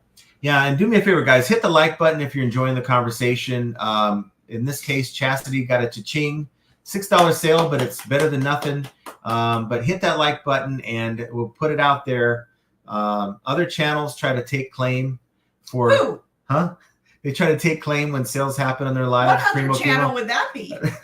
Wouldn't be weird. No, it was Primo Chemo. He's like, did we have anything to do with that? Someone reported a sale on his live. Oh. And I'm like, no, that's. No, Primo. We trademarked that. Dude's Boots Sales says, we tried to model after a well-established store, and it doesn't work for us in sales. We have to lower our prices. And sometimes you cannot emulate what someone else is doing. But it doesn't hurt to try sometimes. Yeah. Dude got a first international sale. Awesome. Nice. U.S. Sports Cards says, evening all. Hope everyone has a happy and profitable week. Yes. Thank you. We hope you do Good too. Good vibes. Like that. Tommy, I had to shut down for free Jenna protests on Friday. No. Oh, man. Did you see the testimony today, Tommy? Oh, gosh. You weren't here, Tommy, when she did her live. I don't think. No, he didn't come to my life. So he didn't. I wasn't good enough for him. You're supposed to be here to have that conversation about it. Yeah, but we didn't, and we couldn't because he didn't show up. We've got Cha-Ching King says, I'm taking credit for the sale since I was literally called out by name. I was watching your video today. It's an older one you put out a few weeks ago about I think like the top 25 tips or something. Go check out Cha-Ching King's channel.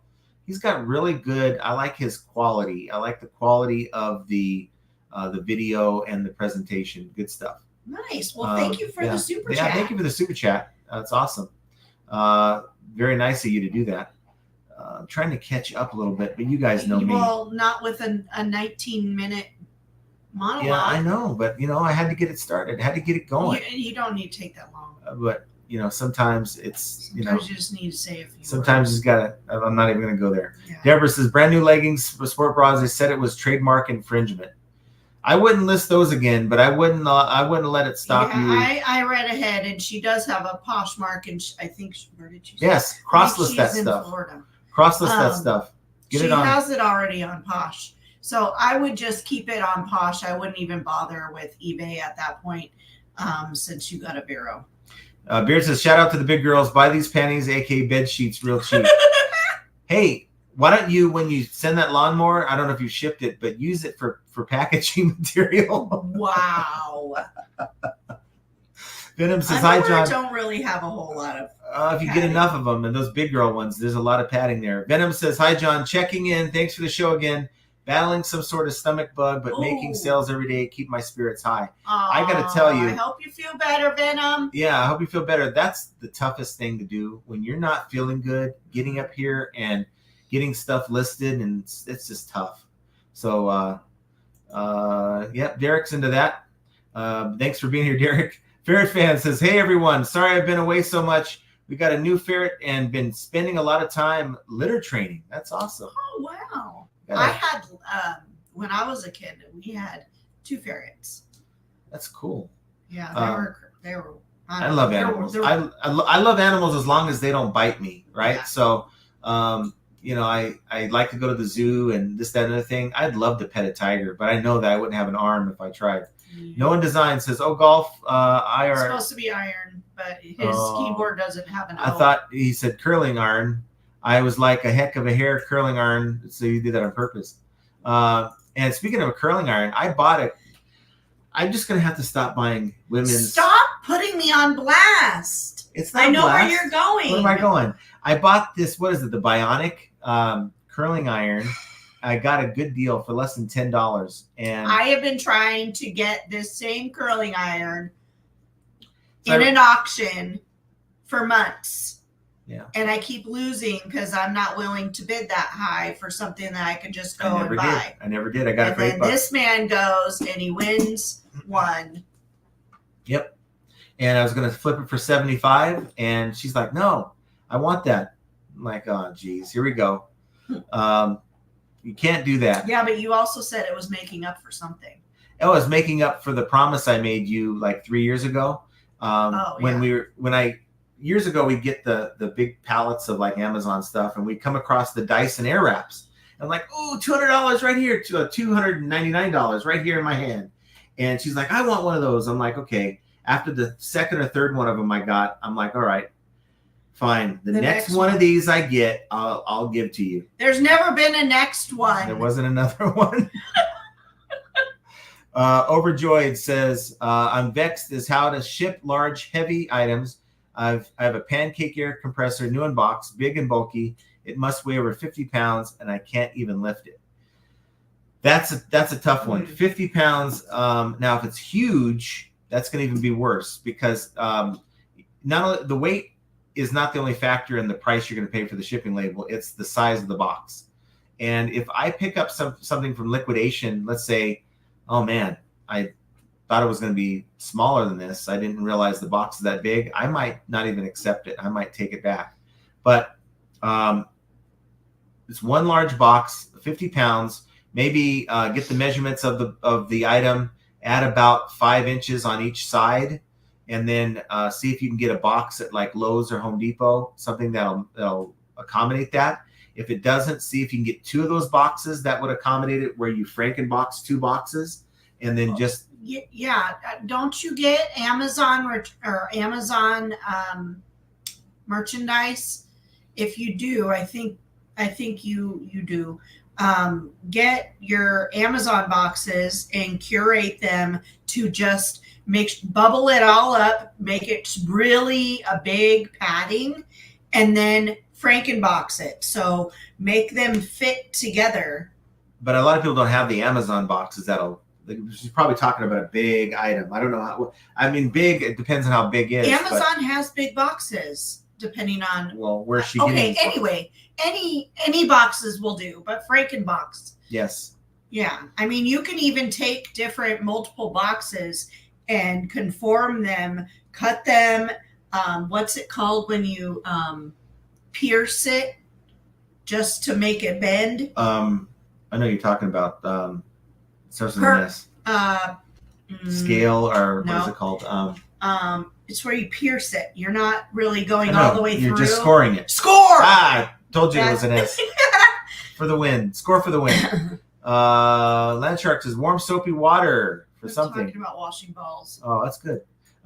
Biff Boffo says, "I would think vintage golf balls really 100% on the logo, or rely 100% on the logo. They have golf course branding on them. People may collect those." Yes. Like I had a ball that someone gave me. It was a brand new Titleist ball, and it was from St. Andrews. But I didn't really see. I mean, for me, I didn't really see the resale value in that. But if you're looking up these golf balls and you're not seeing any comps, use Terapeak. Go back 3 years. And that would be my tip. Major win is to go back 3 years. Type in the brands. You said Spalding, and maybe it's vintage Spalding, and then whatever the logo is. See if anyone sold it in the last 3 years, because you can go back as far as 3 years now, and see. You won't be able to look at the listing, but you get an idea of what it sold for, and that's a starting point. But I just have my doubts about who would be buying that, unless it's someone that was there. They wanted a memento from that course. There's displays you can buy for your wall that you can put golf balls in. I just wonder how many people actually do that as a hobby. Jovial Juggler says, "I remember unwinding the endless rubber band strand in a golf ball when I was a kid." Yeah. Mm-hmm. They were filled with rubber bands before.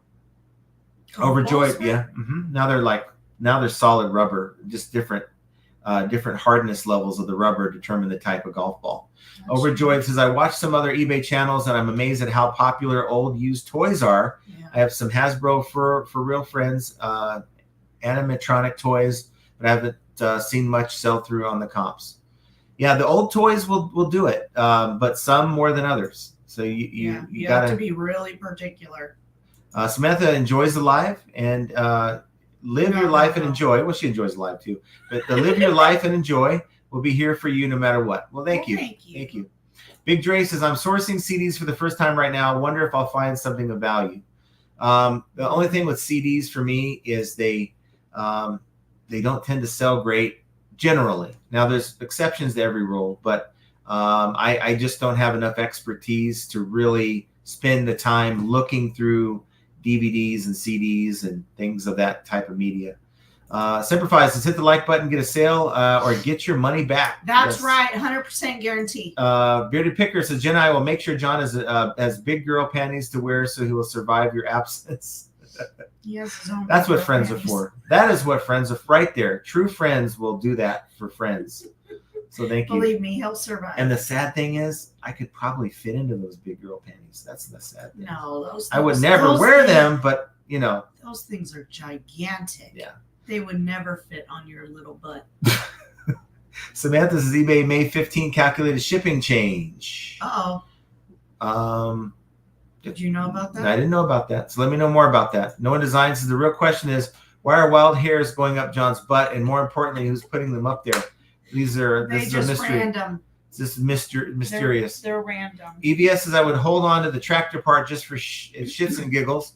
Maybe a fan of Green Acres will need it for decor. Seriously, I would keep it on. Yeah. I'll keep it on for a little while longer, but at some point, we've had it for over a year. About a year, yeah. Brian Barrett says, hi, John and Jenna. So sorry I'm late. Got here as quick as I could. Jenna, I hope you had a wonderful Mother's Day. Thank you. I did. I had a wonderful Mother's Day. Well, thanks for being here. That's why we're just taking our time to the comments, waiting for you to be here. So we're good now. Short Cryptic Tales says, I would at least keep it listed till after harvest season. I thought harvest season. No, it's not. Never mind. I almost said something dumb. Until they use their tractor and they break it. No, stop yourself. Harvest season is in. Ping G says, I only did local pickup at our warehouse space, but only once my SO passed and got rid of the warehouse space. I no longer do local pickup unless unusual circumstances come up. I love my local pickup. It saves me 30 minutes round trip. And guess who's here? I knew he was here. I knew he was watching. And that is our buddy, Craigslist Hunter Pete. And hopefully everything's going for you, my friend. Also, another friend of the channel, Larry Way Out.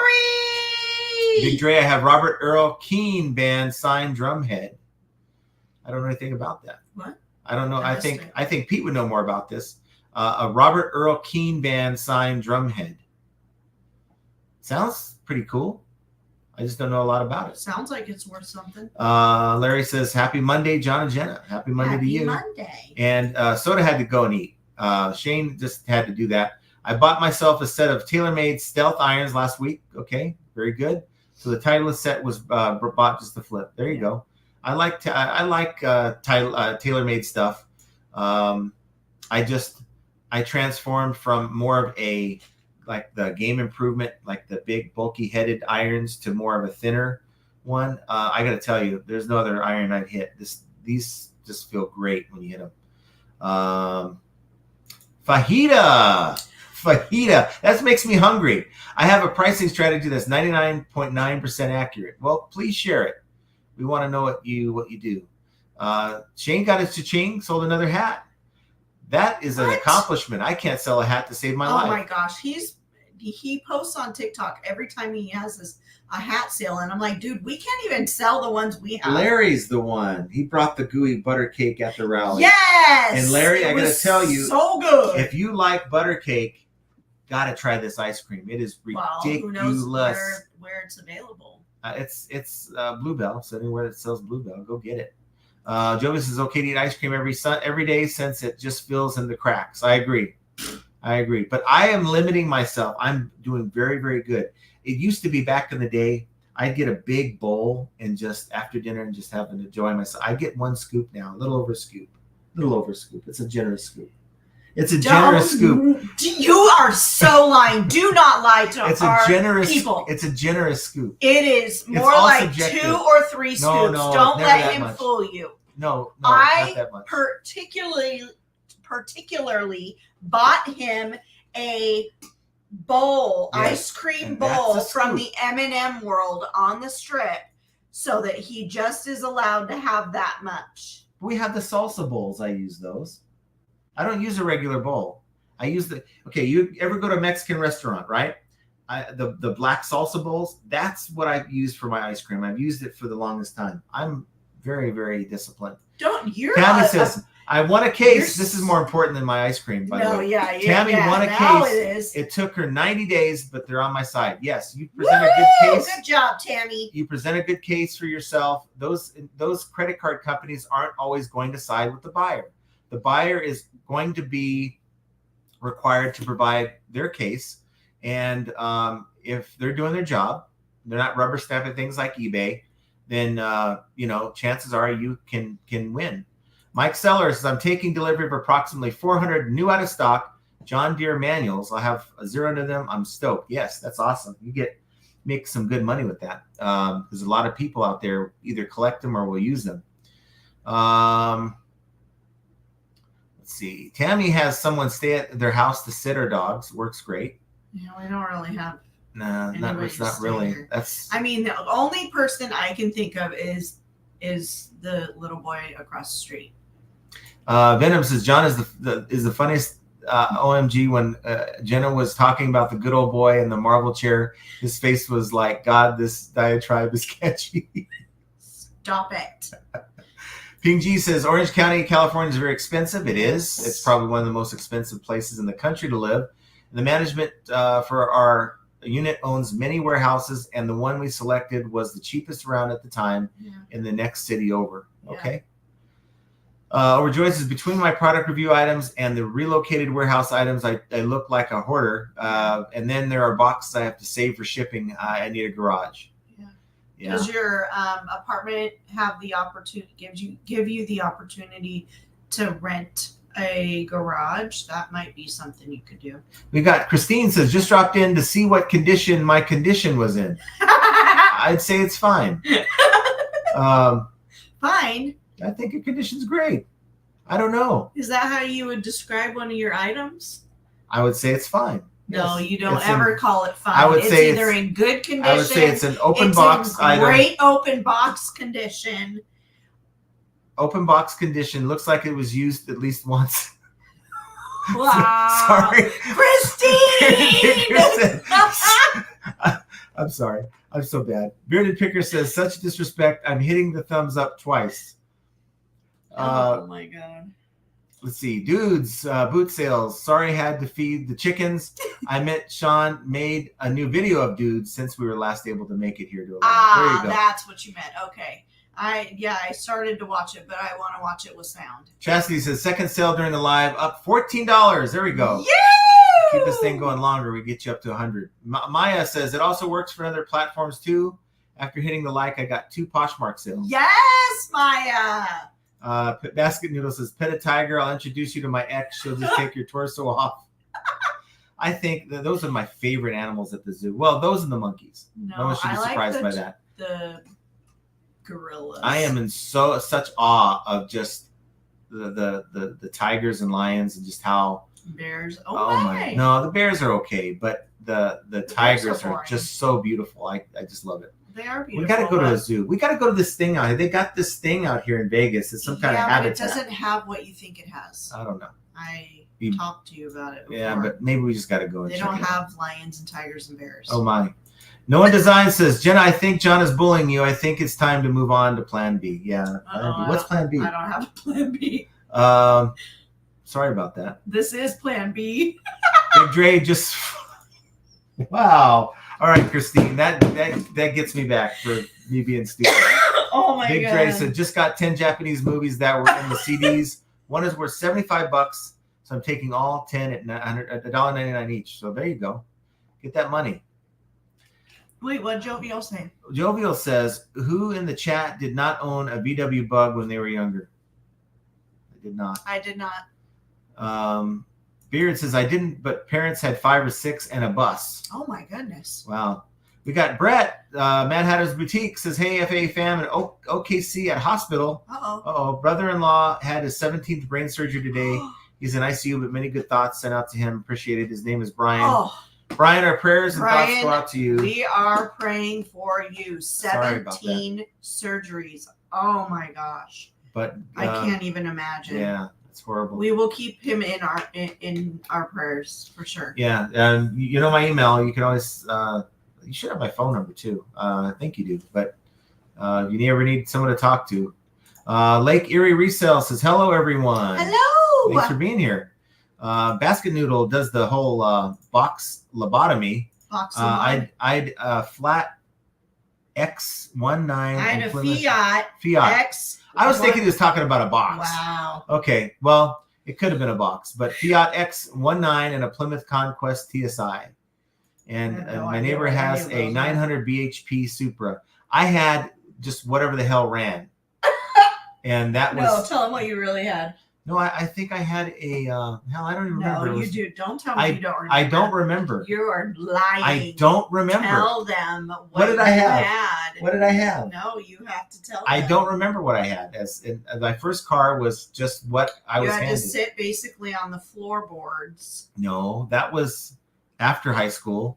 I had a Geo Metro, and this is when I was out of high school, and I was driving. It had only 2 of the 3 cylinders working.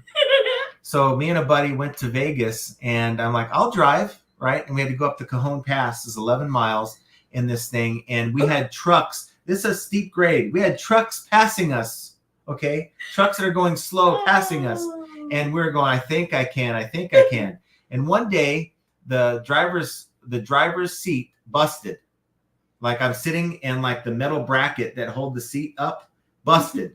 So I got some like metal twine and fixed it, and I put an actual bucket behind my seat to keep my seat up. So I had true bucket seating. And that was not my first car. That was a stick shift as well. That was a horrible vehicle. Had good gas mileage though. Major Win says, thanks for taking notes. One thing that is weird is that it's all the same major brand, but then most have unique individual alternate brands on them, like Liberty Mutual and other businesses. Yeah. And that might be your selling point more than anything else. The brand, the logos more than anything else. You're not going to find anyone's going to try to buy them to play them or whatever. Major Win says, we're not familiar with golf balls. We got a ton of them when we picked up a lot from a rocket scientist gentleman up the road. But check out your Terapeak. Terapeak will tell you. Overjoyed, the air compressor was shipped to me without any outer box. It looks like OtterBox. And I was thinking of shipping it the same way. They just slapped the label on the OEM packaging box. It's sturdy. It's in the shipping cost. Or it's the shipping cost. You could ship it in the... So you were looking to double box it. If you're having them pay for the shipping, don't worry about it. I mean, of course, make sure your measurements and your weight is right. But people are going to pay if it's priced right. Well, and go ahead. Well, real quick, we do this all the time. I know. She has one box. She has the OEM box, the retail box. I think she was looking to double box it. And we don't always double box it. No. If we only have the packaging box, we will just ship it that way. What I do is on a box. I don't have no box in here. I don't have. So on a box, a regular shipping box, let's say for one, the lawnmower this morning. Yep. Okay. All I do is I take more tape, clear tape, because it's a packaging box. It'll look really not great if you put the paper tape on it. So the clear tape, and I tape every single corner. So length, width, and not height, but I'm not laughing at you. Yeah, you are. No, I'm not. So I will make sure all of those areas are sealed so that no water or rain or dirt can get inside. So that's all I do. If we only have the manufacturer box that it came in, just seal it with tape. I mean, I use a lot of it, but it's worth it because I feel like it adds some more protection to it. Yeah, and it works. Make sure the item itself inside is really secure and lots of bubble on the inside. Mm-hmm. If it has the regular manufacturing like styrofoam, that's good too. That's perfect. But even when it does, I will take bubbles and I will, like, say it only has 2 pieces of styrofoam on each end. I will wrap the middle of it with bubble wrap just to give it a little more protection in case something comes and gets it right in the middle of the box. Yep. And I was laughing at this. OMG, they would never fit on your little butt. Dead. OMG, Jenna, that was a classic. Major Win says, we already had the money from the lot. He had a few original rocket science documents from the space program in the 1960s. Wow. So I might just use the golf balls for my crappy local course. Hey, yeah. Or just shag balls or That's something. Fun. Yeah. But look them up anyway before you do that.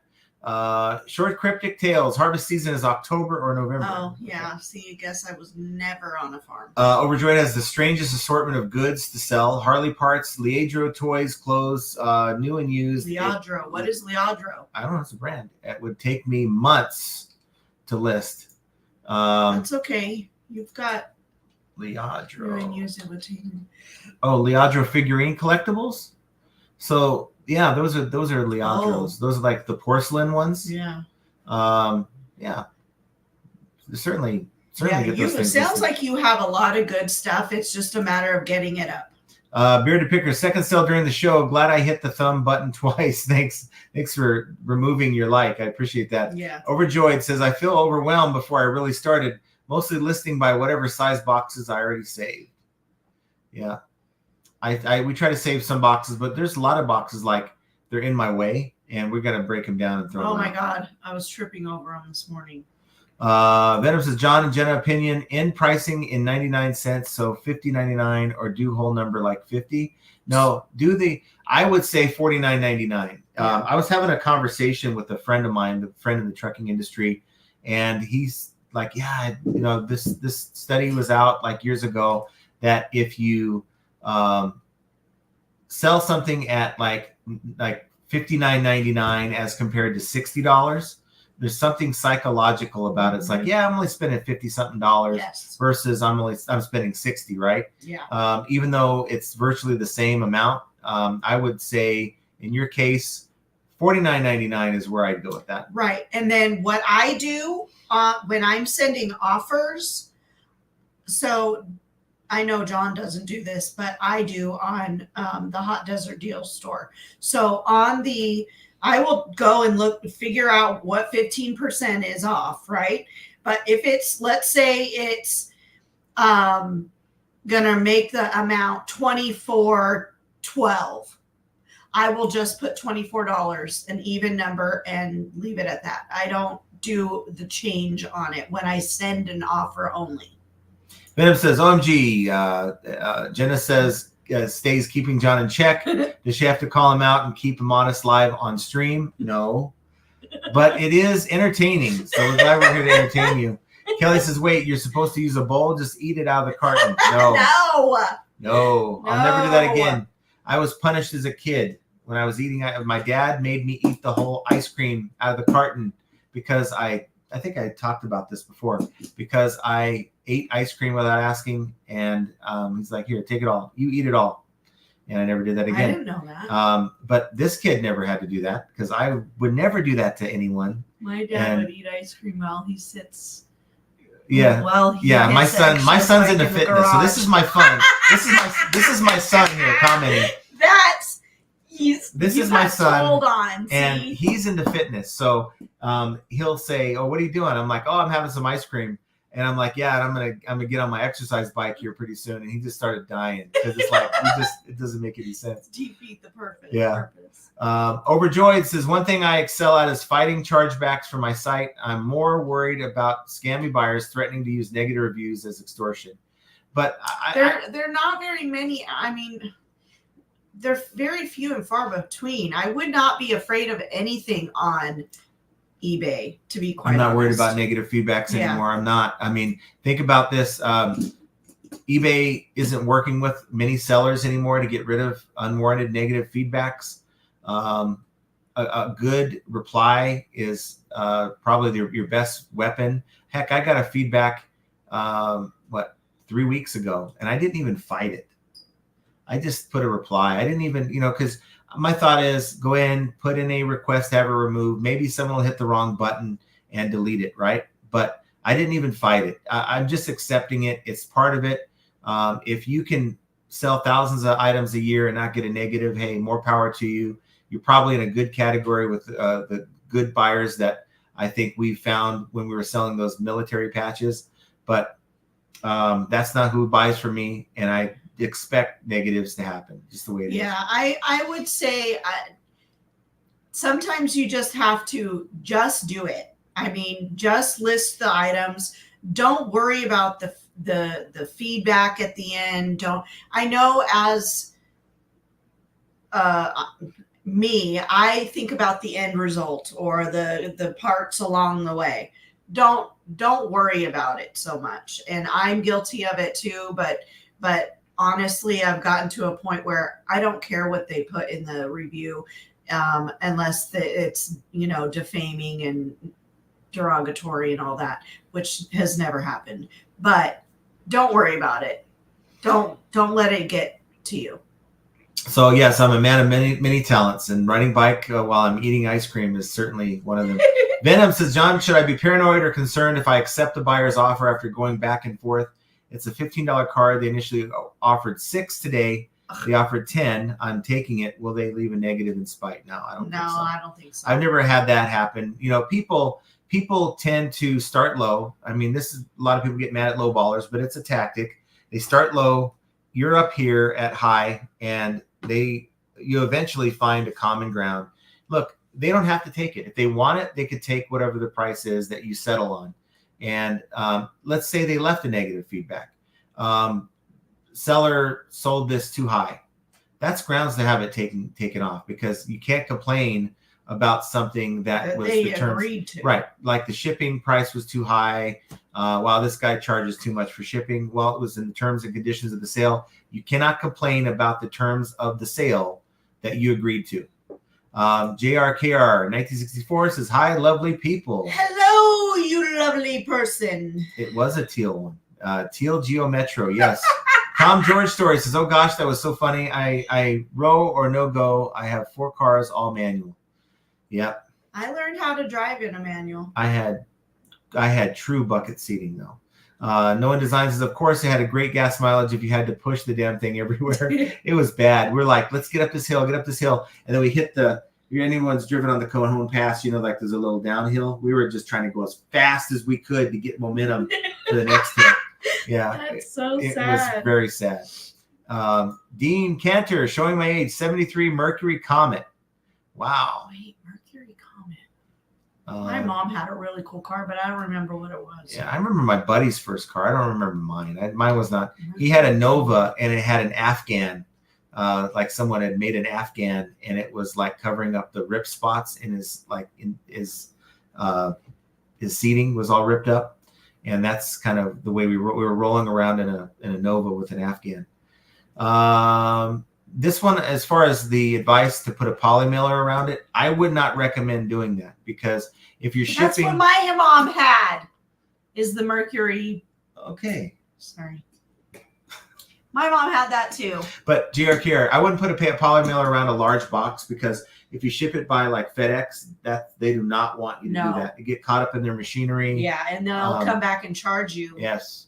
Like triple the money. And you're not shipping that 50-pound item. I mean, you could ship your item by Ground Advantage, but you're going to spend way more than if you were to go, UPS or FedEx. Duncan says, if you're enjoying the show like I am, hit the like button. Yes. I like the John and Jenna debates. We're just honest. We don't come here with anything scripted. We just do our thing. We're just us. Overjoyed says, I wasn't intending to double box. I'm just worried about calculating shipping while keeping it at a fair price. I get it. I totally get it. But you'd be surprised. People will pay for it. Yep. Yeah. Beard did the same thing. Extra tape, slap a label on it, and we're done. Yep. See here. Overjoyed does have good stuff. It's storing the assorted size boxes is a pain. I've been breaking down and bundling boxes all day. Yeah, if you got a lot of boxes, you're going to keep them, just break them down, fold them, and tuck them somewhere so they're not in the way. Duncan says, when I was a kid, my mom hid the ice cream at the back of the freezer. Somehow I still found it. Got told when they went for the ice cream that there was none left. Now I'm older and don't eat that. So our kids would do something really nice for me. We'd buy ice cream. They'd eat it. They'd leave me what I called a courtesy scoop. It was like half of a scoop. It's like, why don't you just eat the rest of it? One bite. I said, thanks for the courtesy scoop. Right, Jonathan? Tyler's really good at that. Or like we have a bunch of cookies and it's like, oh, we got cookies in the pantry. He left me one cookie. I don't know. Venom says, curious, John, I'm sure you've seen some sellers who have thousands of reviews and have 0 negative. How is this truly possible? Just being really good, or do they have a connect at eBay to remove any? They sell in a good category.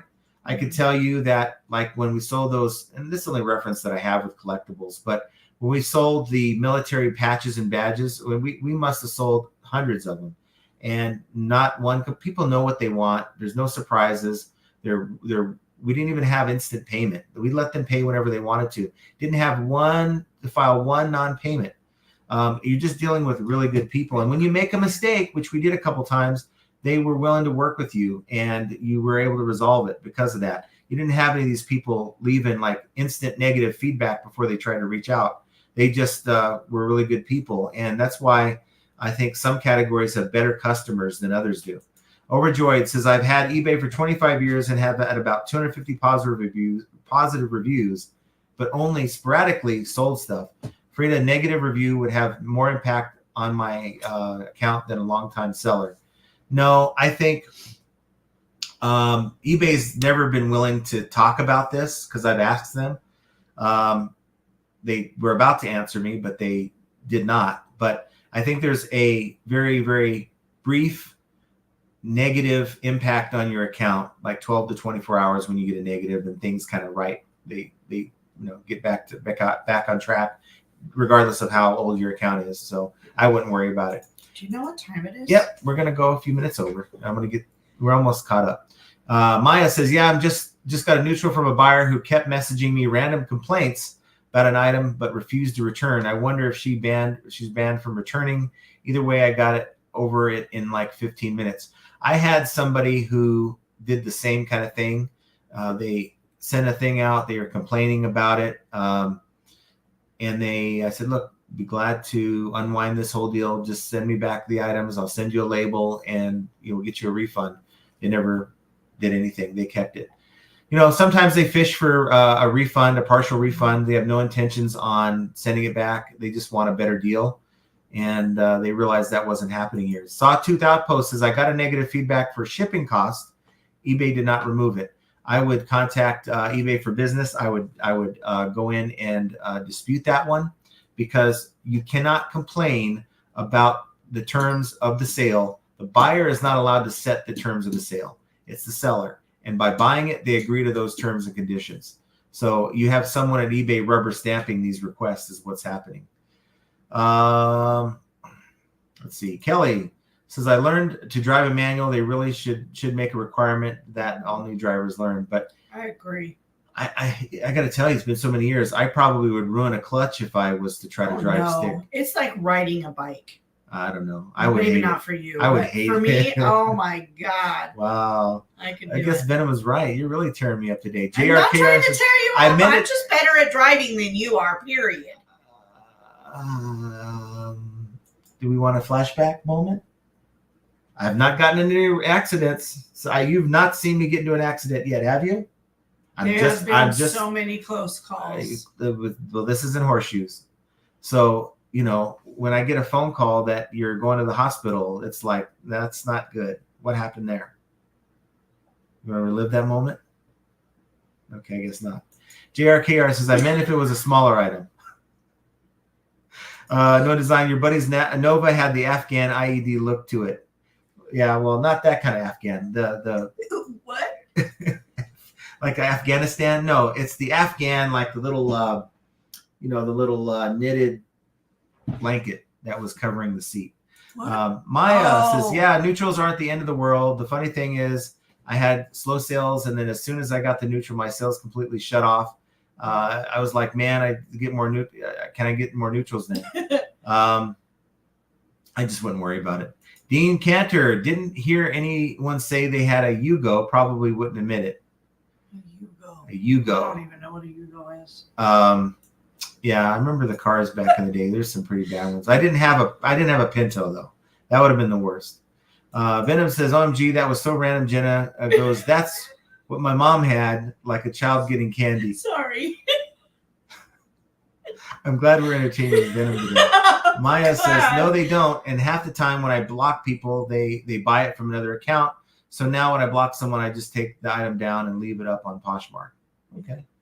The Crazy Card. I haven't seen you in a minute. Yeah, military collectors are an excellent demographic in my experience.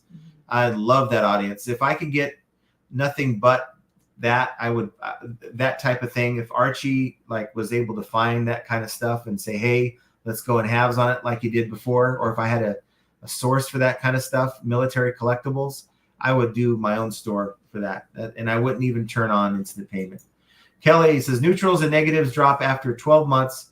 I've had 11,000 feedbacks with a handful of neutrals and negatives. It happens. And I think I showed you an example a few months back, or at least half a year back, where we had that seller that was just horrible titles, good prices, I guess, bad feedback, bad customer service. I mean, every fourth feedback was negative, and this person was still making sales. So it's not that big of a deal. Duncan VR says, thanks for the good show, guys. I got to walk up and post my sales. The post box is right near me. Well, thanks for being here, Duncan. As always. Thanks for being here. We have Vicky Handy. I just now start to get back in selling. You sell books like way too many years ago. And if I would have a box like a hairdryer box, just turn it inside out and retape it. You can, for lack of having any other kind of box, I guess. I would avoid using things like cereal boxes because they're so thin, diaper boxes because it just doesn't look right.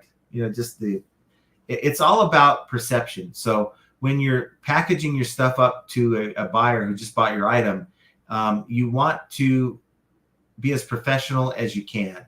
So it really depends on what that box looks like, but I would say only in a pinch would I do that.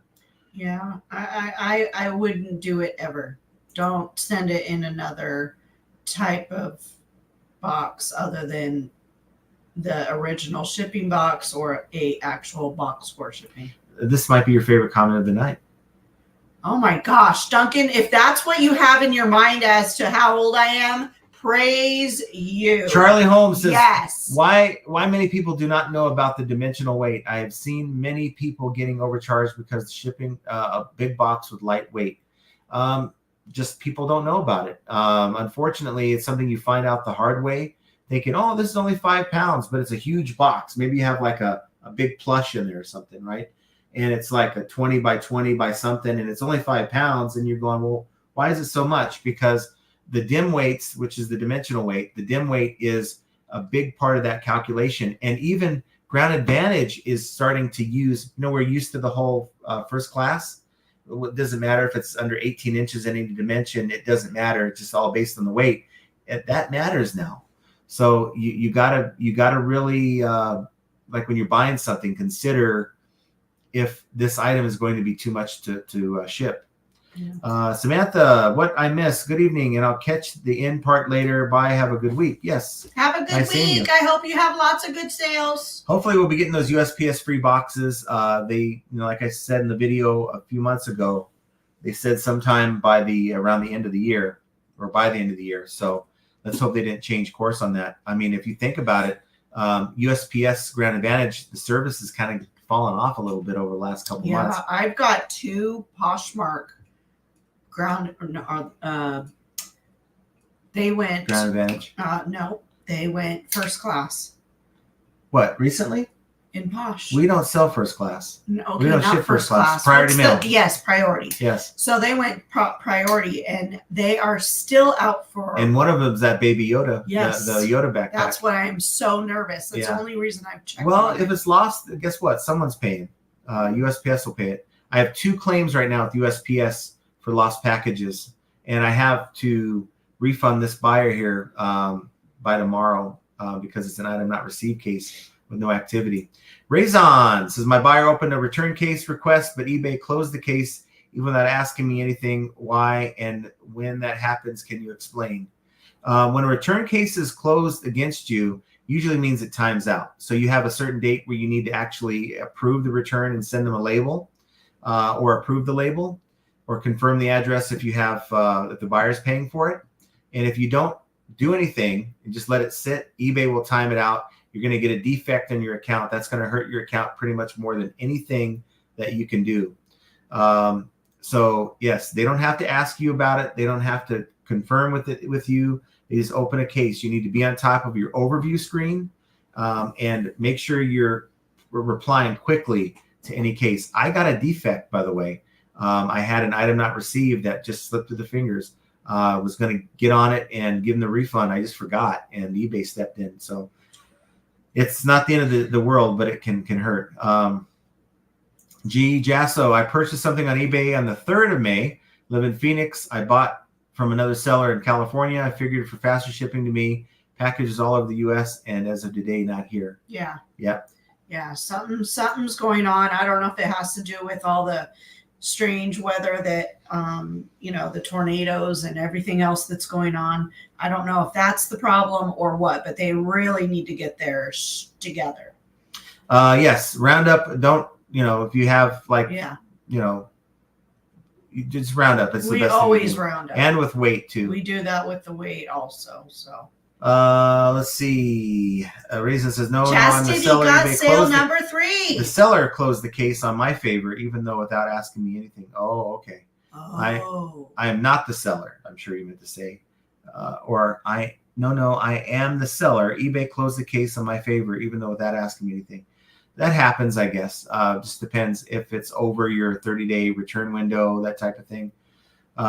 Chastity. And Maya says, I would probably say there is an issue with the buyer. Sometimes if the buyer has a history of opening a fraudulent return, they won't let the buyer return anymore. Or like the buyer's history of return scams, like swap out scams. But the thing is, eBay will never tell us as sellers like what's going on. They'll just handle it without telling us, hey, the buyer's restricted or anything like that. Koi sauce online. If you don't round up, the carrier will for sure, and they'll round up. Sure. They'll add money to your actual round label up charge. Their price of the label too. Charlie says it depends on how many sales you are making. IG, you have thousands of sales. 1 defect is nothing, but if you only have 6 transactions, 1 defect put you below standard. Yes. Yes. Great job, Chastity. Great job. Rebecca says, had a lost package, gave customer refund. Now they received it. They reached out about paying me. How could I possibly refill them? Just said, thanks for being honest. Send me your email address that you have linked with your PayPal account.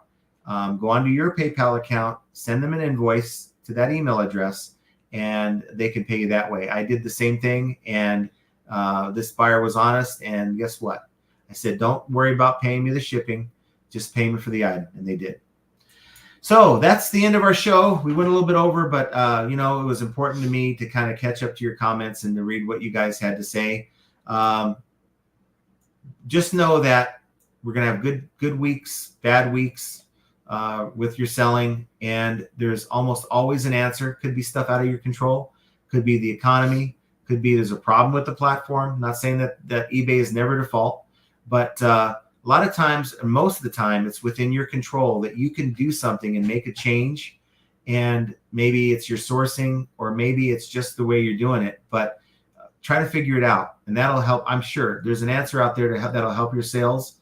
And knowing, though, what your pricing strategy is the first step, and knowing how to attack making the sales, you got to have a plan. And without a plan, you're just winging it. So don't wing it. Figure it out. Everyone's going to have a different answer, but figuring all that out is yet another example of how flipping ain't easy. I want you guys to have an excellent start to your week, and we will talk to you again throughout the week, but we'll see you on the next live on Friday. All right, guys.